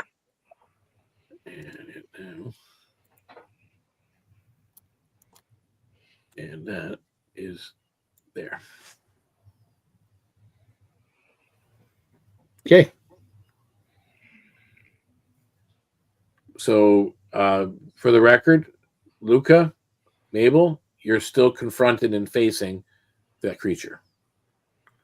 It's the same creature As far as you're concerned, that you're attacked me. facing this creature here. You're facing it, and there's 2 arrows now sticking out of it.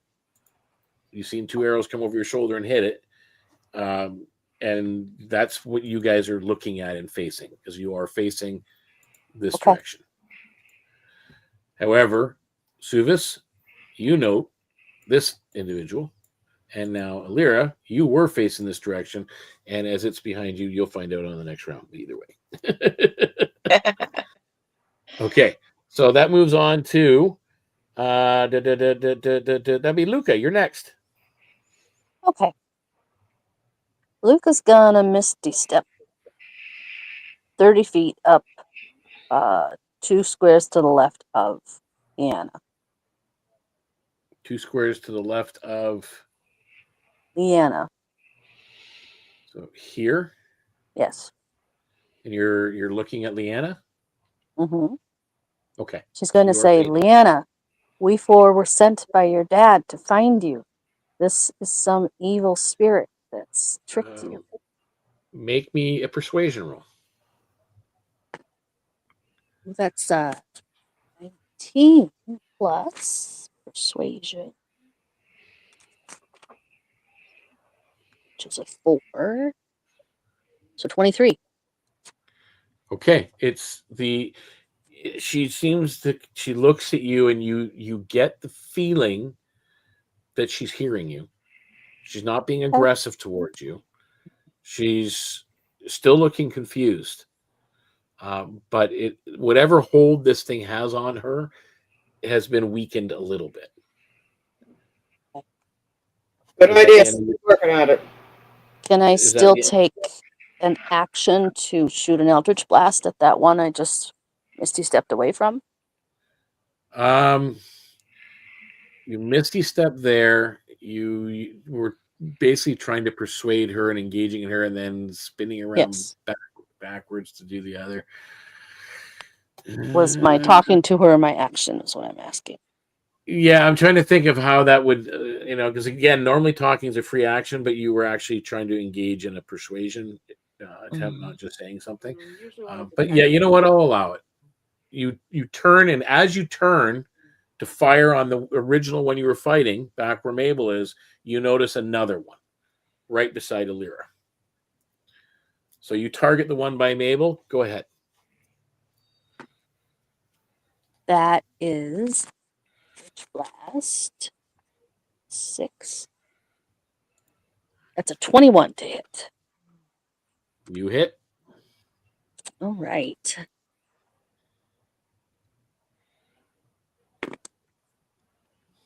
$11 points damage. You definitely your blast just smacks square into its chest. All Okay. right. Is that the end of your turn? Yes. Okay. It's Thistle's turn. Thistle will take the help action to help whoever is next. Okay. He goes invisible, takes the help action. All right. So that would be Mabel. You're next up. So Mabel, your attack on this thing will be at advantage. Okay. I'm gonna use. I'm gonna use a bonus action, which is Yep. 2-weapon fighting. Yep. So I'm going to try and attack with my 2 daggers. Okay. So you're trying to hit it twice. Go ahead. Roll the first one.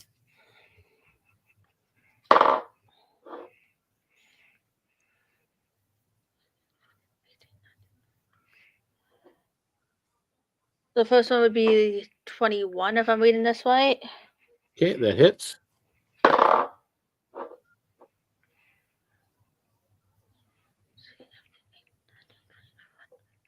Second one would be 22 if I'm reading this right. Okay, and that hits. So roll damage for both. Okay, it's saying 1d4.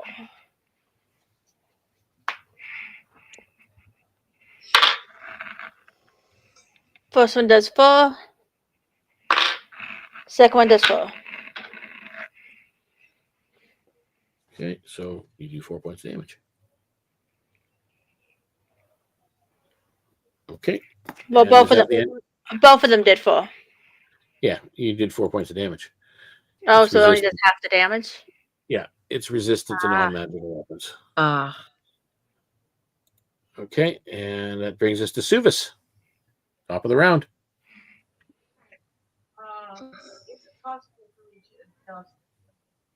What's that? Can't hear you. You're muted. Is it possible for me to adjust to where I can stand and hit both of them with a cone, or no? With a cone? Yes. You'd probably head us too. Depends Yeah, on how because- far back I stand. You'd have to be like way up here. Yeah. Can I get to that point or no? Let's see, 5, 10, 15. What's your movement? My movement is 30 feet. Yeah, so you'd be able to move that far to get them both in a cone, but you're going to hit. I would hit them. If I step back another 5 feet, would that keep them from being hit? Will that be 35 feet? Ah, yes, I see. So you're at the maximum movement right there. You could have I want to call out. I hope you guys are water resistant. Okay. What's the roll? They need to make a dex saving throw, correct? Yes. Oh, jeez, okay. This one is the water dragon one. Yeah. I rolled a 17 to save, so. Yeah, that beats it. Let's see here. And Alira and Mabel, what'd you guys roll on your dex saving throw? Okay. I got 19 plus 6. Okay, so you're fine. Or whatever. You might take half damage at least. But... I got a 19. All right, so it looks like both of you are taking half damage from this, whatever it is. Yeah. I'm trying to do the.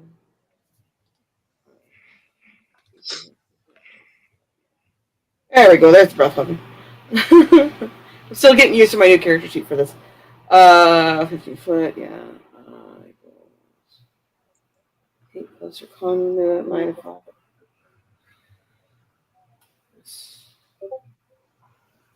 DC. Oh, the DC is different. Okay.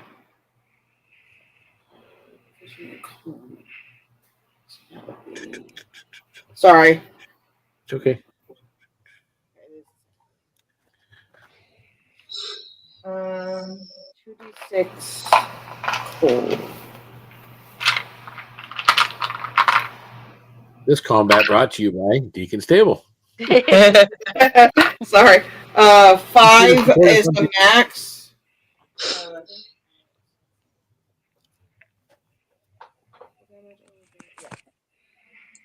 Yeah, so I rolled a 5 cold damage. It's half for anyone that passed. Okay, so only 2 points each. Yeah. Everybody takes 2 points of cold damage. Okay, is that the end of your turn? Yeah. Okay, so that takes me to me, as it's going to make, obviously, some attacks on Alira, who just wickedly did some massive damage to this thing. As it is going to do... how many feet is that? Whereabouts is he standing? And where's my issue? Did go up by 2. Okay. Yeah.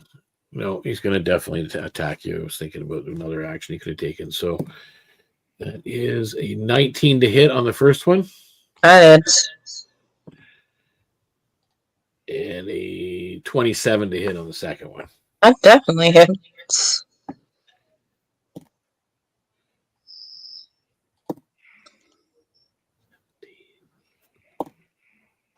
Now, is it, what kind of damage is it? Necrotic. Okay. So it's not like bludgeoning, piercing, or slashing? No. 27 points of necrotic damage, and I need a constitution saving throw. Okay, I am gonna be using my bracers on that. Let's see.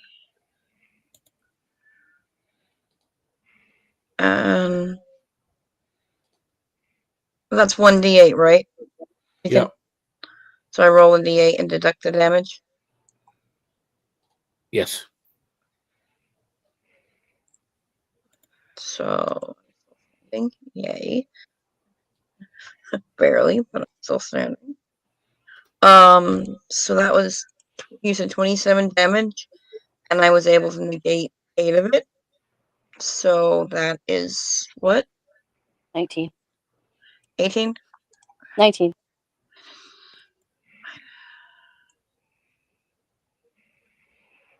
I'm barely standing. And what do I need? I'm just putting that on you. 15, just in case. Let's see what you roll. You need a 15 for your con save. Con save. I'm good. You're good? Barely, but I got Okay. 17. But I'm So good. you were looking pretty haggard, and with that, this one disappears. And now we go to next up, which is Luca. You now see this, that all of a sudden, this individual here that looks like it had arrows in it, you now see the arrows just thunked into a tree over here, another one into the ground. There's scorched like marks from where your Eldritch Blast on this one tree over in the distance. So whatever you were firing at, as Suvis is beside you and kind of pointing out that it's an illusion. It's not there. Oh. So what is your action at this point? Last round, you tried to talk to Leanna.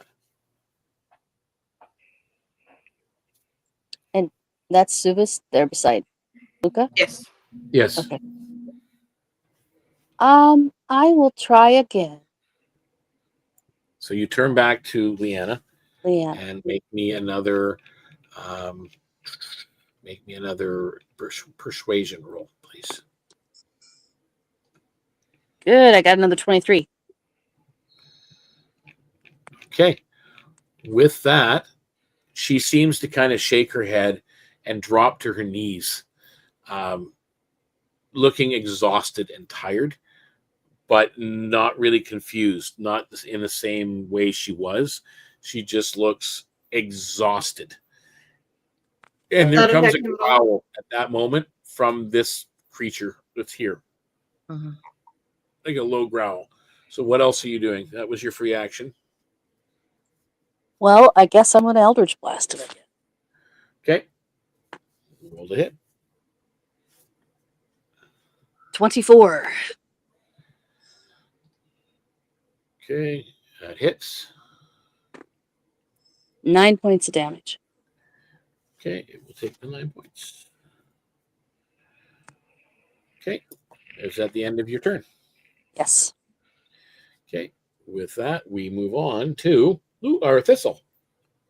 Oh, this will take the help action again to help Mabel. Okay. What are you doing, Mabel?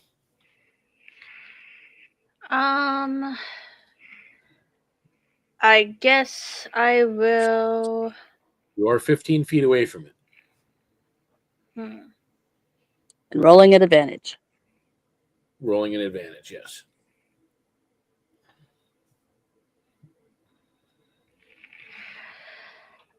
I guess I'm gonna try and do a bonus action, which is cunning action, to dash closer, and then attack it with a dagger. Okay, so you do a dagger attack. So you get the dagger attack with advantage, and you will also get your sneak attack.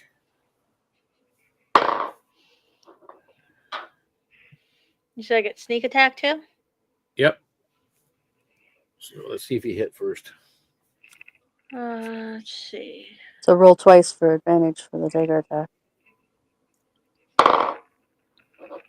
I got a 19. Okay, that hits. And because it's sneak attack, I get 2d6 of damage. So the first one is a 5. Yep. Second one is also a 5. It takes 5 points of damage because it takes half. Okay. And does that end your turn? Yep. Okay, top of the round. Deacon, I think you missed my turn last round. It hit me, but I didn't get to hit it. Oh, Lyra, sorry, my bad. Yeah, true. Yep, I missed you. I apologize. Lyra, you can go. I was just waiting. You are point blank with this, so it will be at disadvantage if you use your bow. I am actually going to use another perk of my cloak. Okay. And use dash as a free action to get away from the thing. Okay. Where are you dashing to? Straight back, just behind Mabel. Straight up. About up 40 feet. So I can get a good hit on it. Your movement's good enough for 40 feet. You're good. Yep, my cloak gives me an extra 10 feet. Okay, there you go. So you're up there. Now you can take your shot. Yep. I love that cloak. Huh. It is a nice cloak. Okay, let me roll. There are rewards in these adventures. Huh? There are rewards in some of these adventures. Mm-hmm.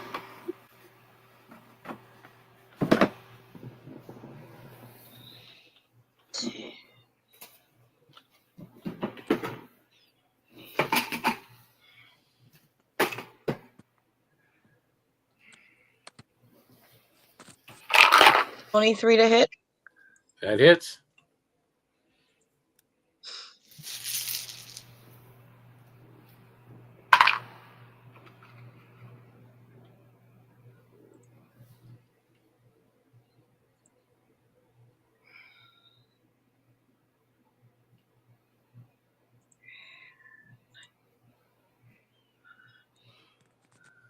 Uh, 14 damage.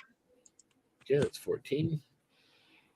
And I am assuming that it has taken damage, right? It looks like it's taking damage, yeah. Okay, good. Even the other ones look like they took damage because they were illusions, right? So I am gonna do my second attack. but you don't see another one of these anywhere yet. You're assuming this is it. This is the guy.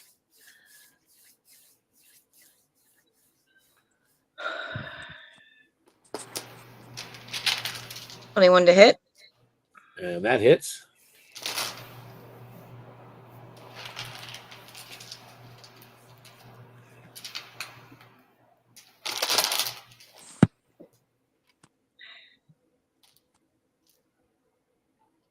$12 damage. And Okay. I'm gonna use a feature. My Colossus Slayer. Ooh, okay. Once per turn, I can deal extra damage if it's below its hit point maximum. Yep. So 8. Okay. And that'll be 8 more damage. Okay. It looks very, very injured and very pissed off, to be honest with you. And as a reaction to that last hit, I'm gonna mess up what I was just gonna do. I'm sorry. No, it.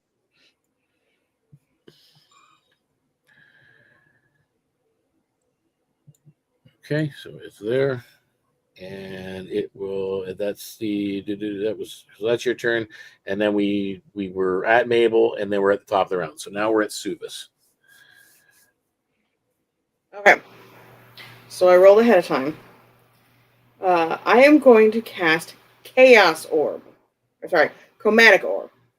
You hurl an orb of energy at the target within range. Choose your element, which I'm going to choose. We'll choose lightning again for the type. And then you take a ranged attack. I got a nat 20 for that. On a hit, you roll 3d8 for the damage, which the damage was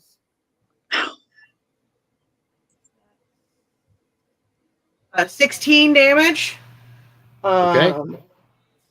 And then it says, if you roll the same number on 2 or more of the d8s, the orb leaps to a different target of your choice within 30 feet of the target, and you make the attack roll against the new target and make a new set of damage dice.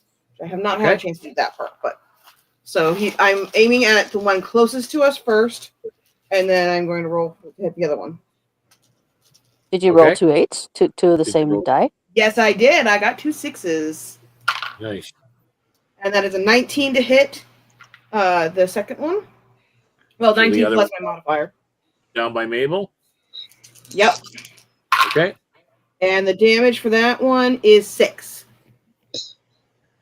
Okay. That way I hit both of them, just in case one of them's not looks like you hit both of them. The one that was looking really haggard there for a moment right beside Luca that you hit first, it hits, but he's going to burn a legendary resistance. I was wondering. But I can tell it hits.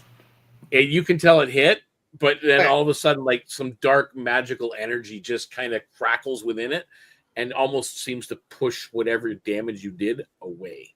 Yeah. Oh. Well, at least I know which one to hit for this Is that round. your turn? Did it affect the second one at all? No. That's the real one. And she calls out to the one that she hit.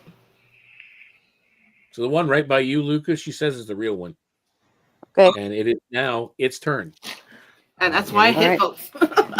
I was hoping I'd roll the matching numbers. I was so excited when I Just did. have to look something up here for 1 second, guys. I did not do the crit damage, though. I forgot to do that. But it doesn't matter because you did the resistance, I think.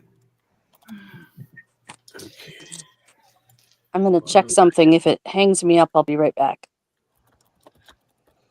Naomi, I sent you a text.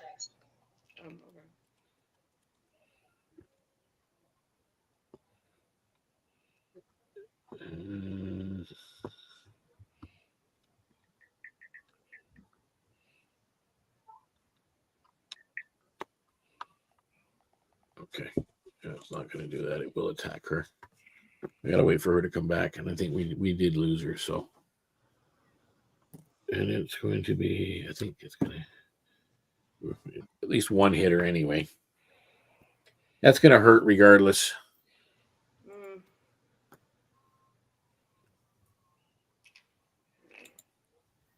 Well, every time it hits with a shadow strike, it's 3d10 necrotic damage. So, yeah. We don't have a heavy hitter. You're back. Sorry. With that, its first roll on you to hit, Luca, was 21. That and then hit. it missed you, and then it missed you on the second attack. I only rolled a 3, so that's not a problem. So I will. How much roll damage? And Okay. getting there. Ouch. 18 points in necrotic. Ouchie. Are you still up? Yes. Constitution saving throw. That's a 17. Okay, you're fine. All right, and then that brings us to Alira. I'm not going to miss you this time. Thank you. As a free action, anybody got healing? And then going to Yes, attempt. but unfortunately, I'm going to have to She's use it on kind of myself. engaged.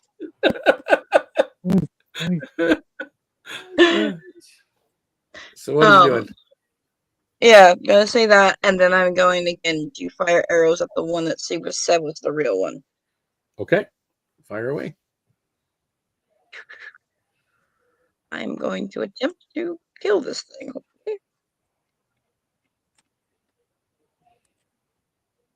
Nice.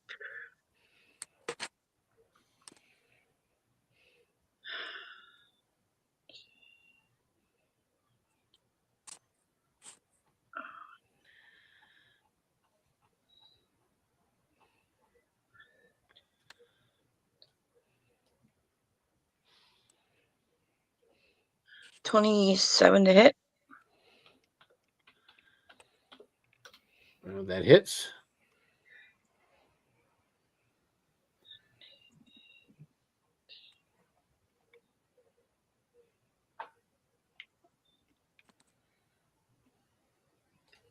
Uh, 11 damage.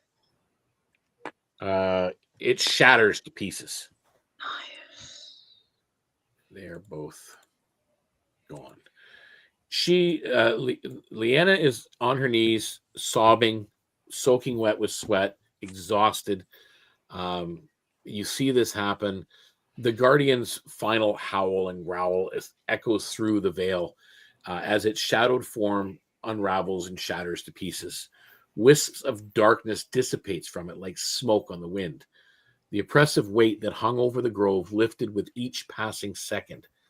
As the creature's existence fades, so too does the mist that plagued this area for so long. The twisted trees seem to straighten, their bark lightening in color, the ground beneath your feet firming as the corruption ebbs away. Leanna's collapsing there on the ground. Her body is trembling, her breath shallow but steady. The once ominous whispers have fallen silent, leaving only the sound of the wind, free and unburdened. All right. What are you doing at this point? Luca on shaky knees kind of slowly lowers down to the ground, huddling next to Leanna. Okay. Says, She looks weak and injured. "Are you hurt?" Okay, and she's going to use some of her pool of healing light. Okay. She's going to do 3 on herself for 12 points of healing and 2 on Leanna for 8 points of healing. Okay. That's She all I got. seems to almost be normal at this point. Her breathing returns to normal. Her complexion, she gets some redness to her cheeks. She seems to be able to kind of stand up on her feet, reaching down to offer you a hand up and, thank you. Thank you for helping me. Right. Anybody else doing Glad anything? we can get you back to your dad. Is there I'm anything where the creature was? No, nothing.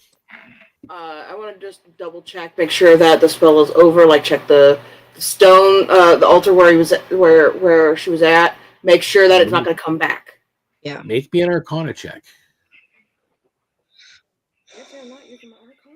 Do you want assistance? Yes, please.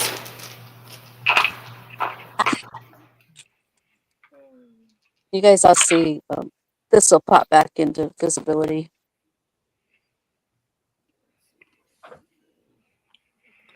I'm going to ask her, ask her if the locket is hers that has her name on it.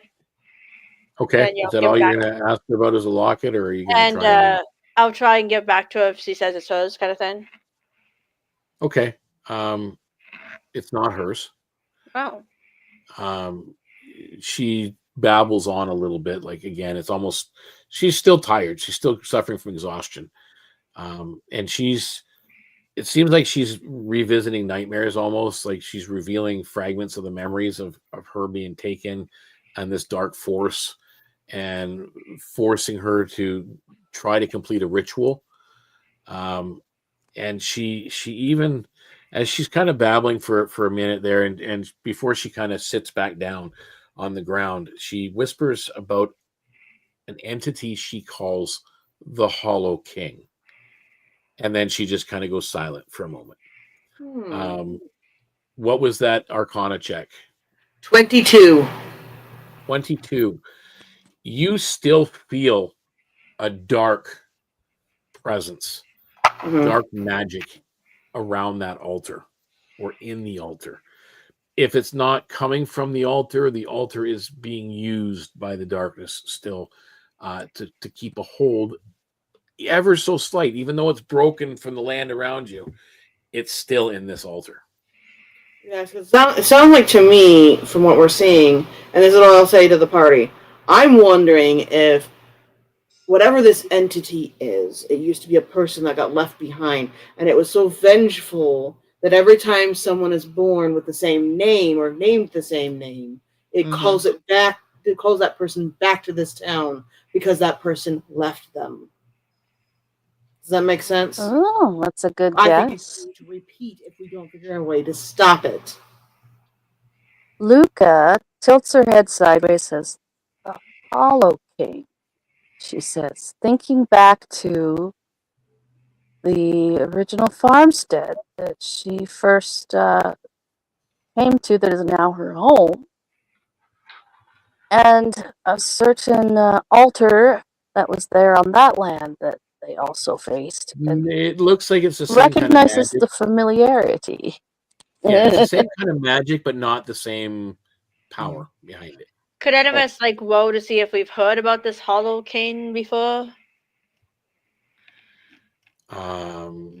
Yeah, you can all actually off-worlders cannot.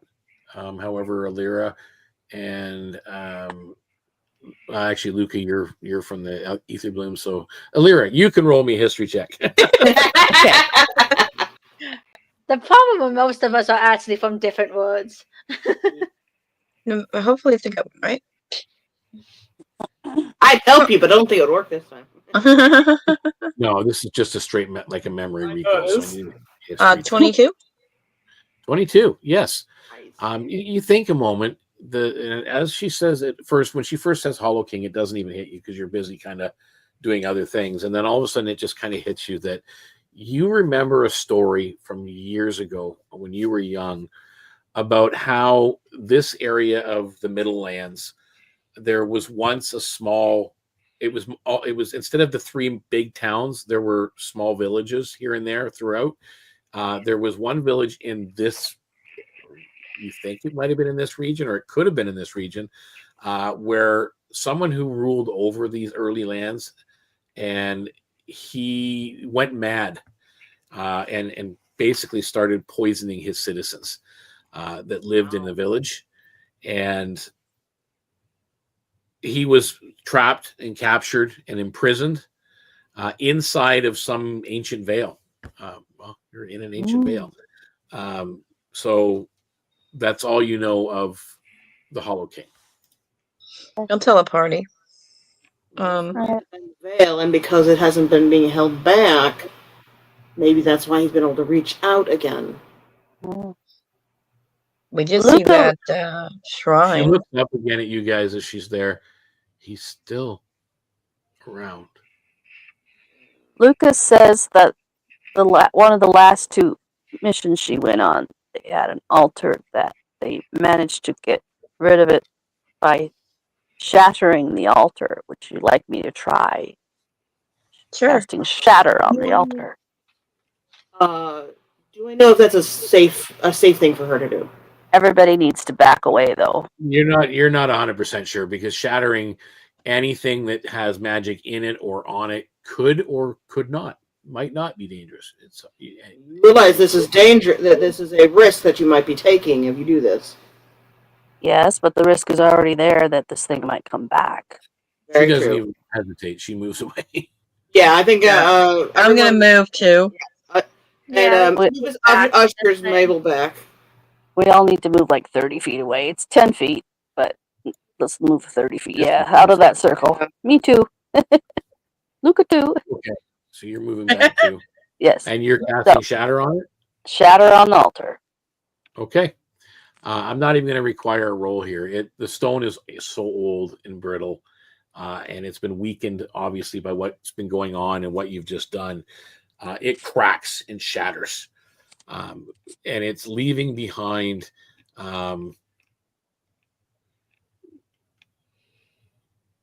where is it here? Just trying to find out where it went. So I just lost my page. Nope. I'm sorry.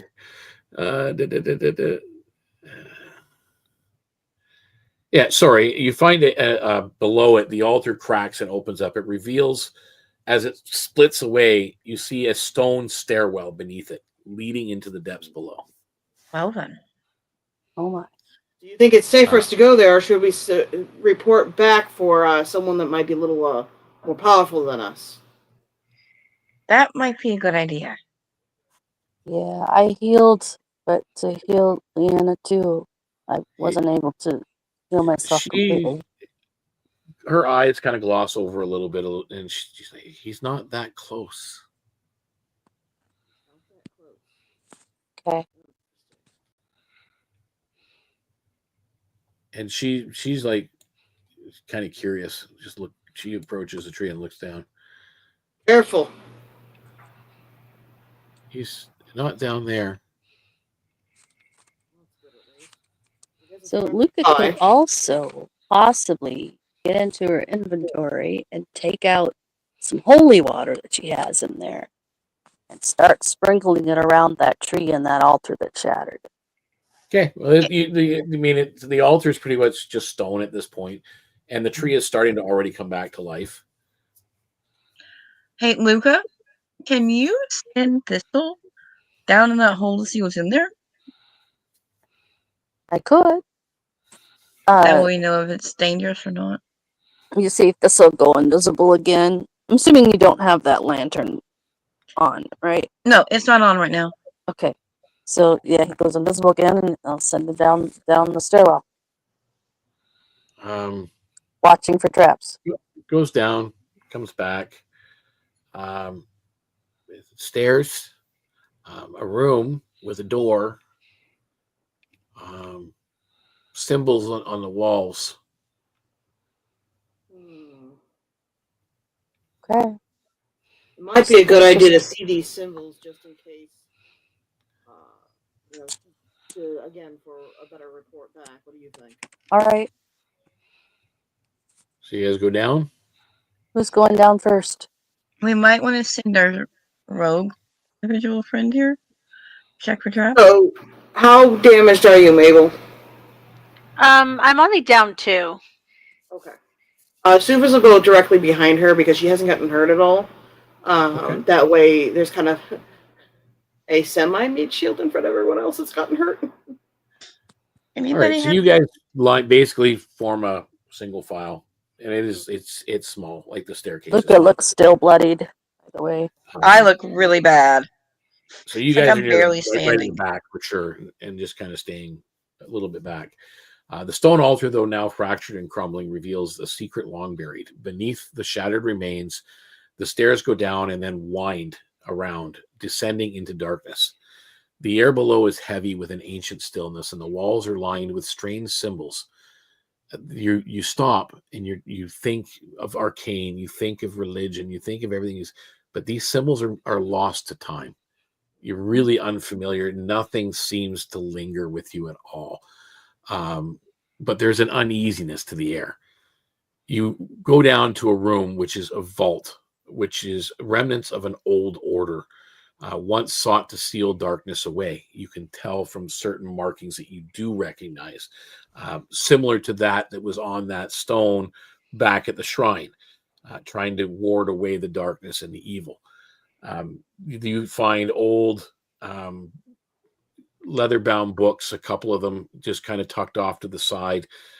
That's the only thing of value you really find on this in this room, other than there's a large door, a locked door. Looking at the door, is it holding something evil behind it? Like you were mentioning, kind of the idea that it might be warding something. You get the feeling there's something here that is warding, but it's not warding away. It's not locking away evil or anything like that. We would try to maybe spend a little time sketching some of the symbols that we saw. Yeah, so that was we another have thing I those was to going show. to suggest. Yeah. Okay, Mabel, are you doing anything about the door? Yeah, I guess he would help investigate it, kind of thing. Okay, Are so there any you can, if you'd sigils like, you or can ruins make or anything a on the sleight of door? hand check to pick the lock. Oh, that's a good idea. I'll do that then. Okay, roll your sleight of hand. I'm pretty sure I got that. I just got a nat 20 and I have a +6 to my sleight of hand. Oh, yeah. The lock clicks and it's unlocked. Good job. You open the door. Way to go. Like Suva's pats her on the head. Are you opening the door, Mabel? Yep. Gonna Okay, so carefully open the door. You carefully open it and crack it open. Peering inside, you see a sarcophagus. And above it is one of those stones that you've seen at the shrine with a name etched in it. It says Shadowed Vale, and underneath says the Last Guardian. Huh. You guys take the time to sketch out the ruins and the markings and anything you can find. Gather up those. You write a bunch of notes down. Yeah, gather up those leather-bound books, which you find to be faded manuscripts. There are some details of the Hollow King, an entity that is imprisoned within this veil somewhere, but obviously not here. Yeah. So at this, we conclude this evening's adventure.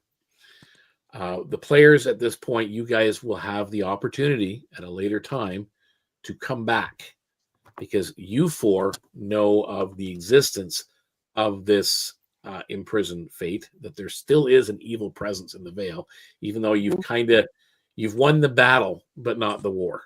Right. You can definitely come back for further investigation. You do take some time to search around the sarcophagus as well. There is this odd stone that is just sitting at the head of the sarcophagus under the stone thing, and you feel a magical presence to it. Do you take it? A stone? How big? It's just like a good sized stone, like something you can definitely have to a little bit of heft to it, but not like massive. You can pick it up. It's like maybe a baseball size.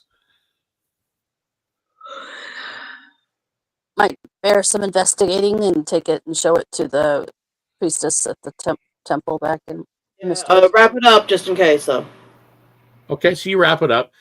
You can write down, or whoever's keeping track in the treasury thing and on the Discord that we've set up. Or actually, we didn't set that up for this. It was Emerald Legion, but someone can set it up or keep track of it. You have a ward stone. Ooh. Stone. And those books that you have are manuscripts that just detail the Shadow King, and that's it. And I think we still have that silver locket too. You still have the silver locket.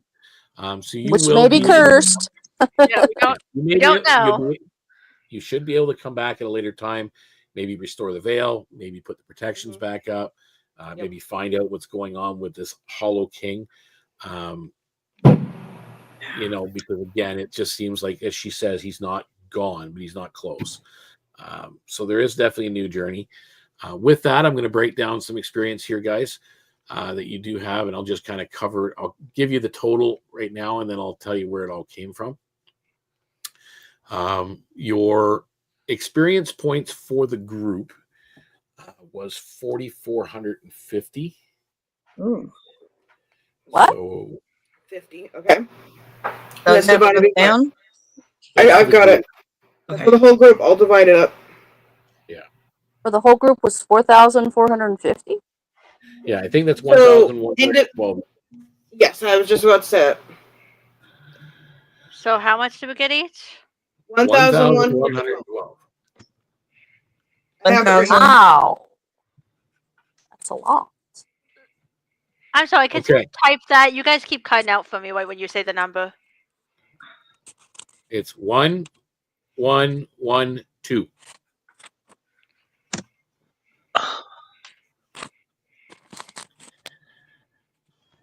Okay, from scene 1, you guys, and I kind of left out the fact that we're old coins lying around here and there that you probably would have gathered.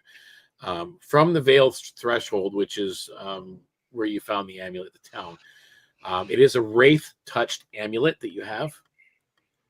That's what it's called, wraith-touched amulet. So that's the silver necklace thing? Yep. When you attune to it, it will grant you dark vision within 30 feet.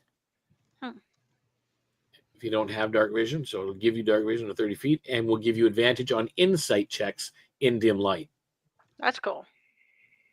So, and then there was 30 gold coins you found in that.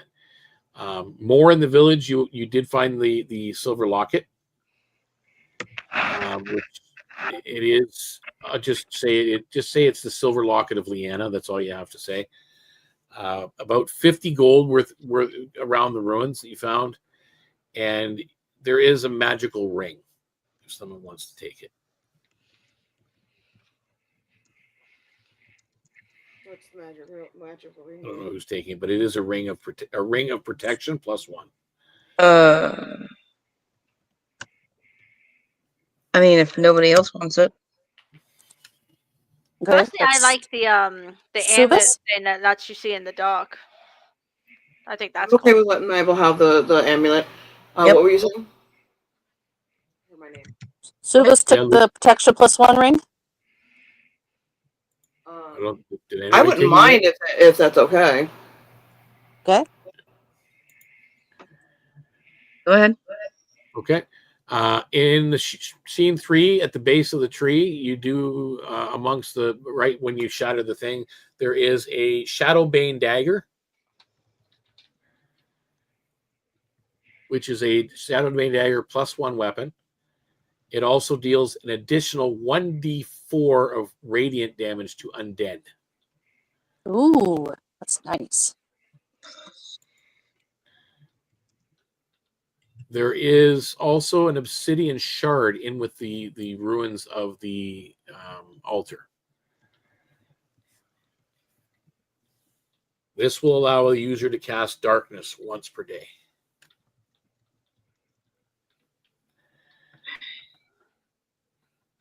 You also find scattered amongst the grove looted from various past victims, 100 gold pieces.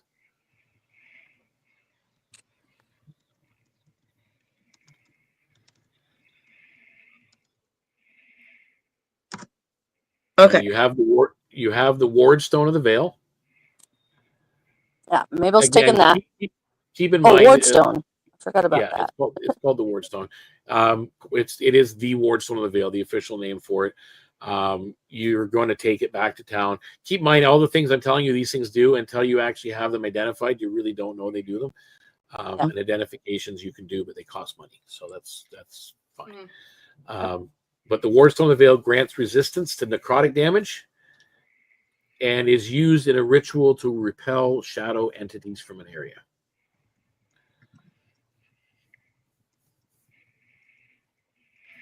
Within the vault chamber, you find another 200 gold pieces.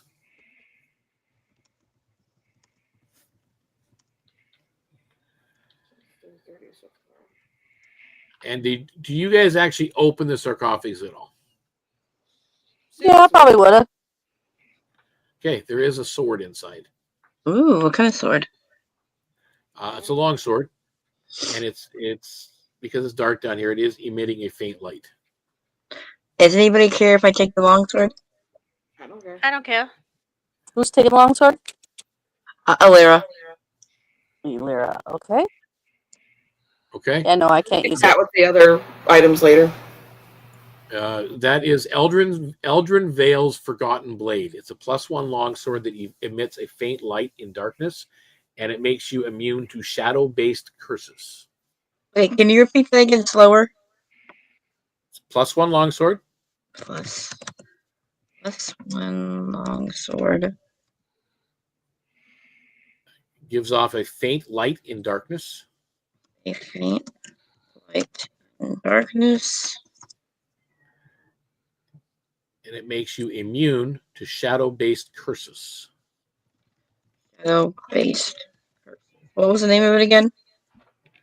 It is, Eldrin, Eldrin. Children's. Vale, Vael', Forgotten Blade. Oh. And don't forget to mention it's the +1, he said. So. And it is a +1. +1. Okay. And So Lyra has that. So is Luca the only one that hasn't picked like one of the items or something? Correct. At the moment, yes. Yeah. So, I mean, to be honest with you, there is, like the gold pieces you have is 380 gold pieces, but the equivalent from this adventure was there's about 1,200 gold pieces, including magical items and gold. So, the magical items are worth like more than 600 gold pieces.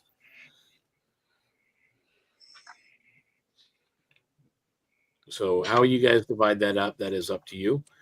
And you can return to town. There is also another item that you've found. It's like a pin. It just doesn't seem like it's worth anything, but it was a pin inside the sarcophagus as well, pinned to an old cloak that Eldrin Vale's body was wearing at the time. So you have that as well, and I'll make note of that. It's an ancient relic, and I'll kind of tell you guys about it later. Okay, so we'll gather everything up and head back and go get it all identified at the temple. Yeah. Okay, so we have come to the end of this adventure.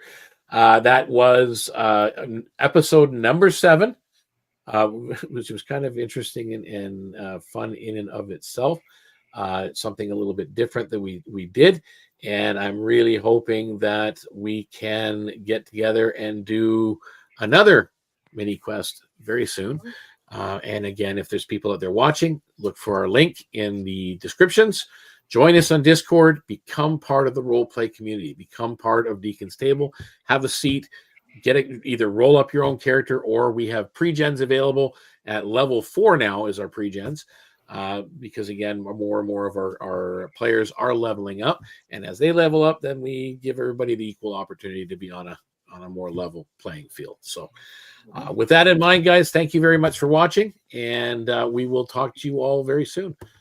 Bye from Deacon's Table, and may all your rolls be critical, whether they be a 20 or a fumble, because even fumbles are fun. Yeah. Bye. Bye. Bye.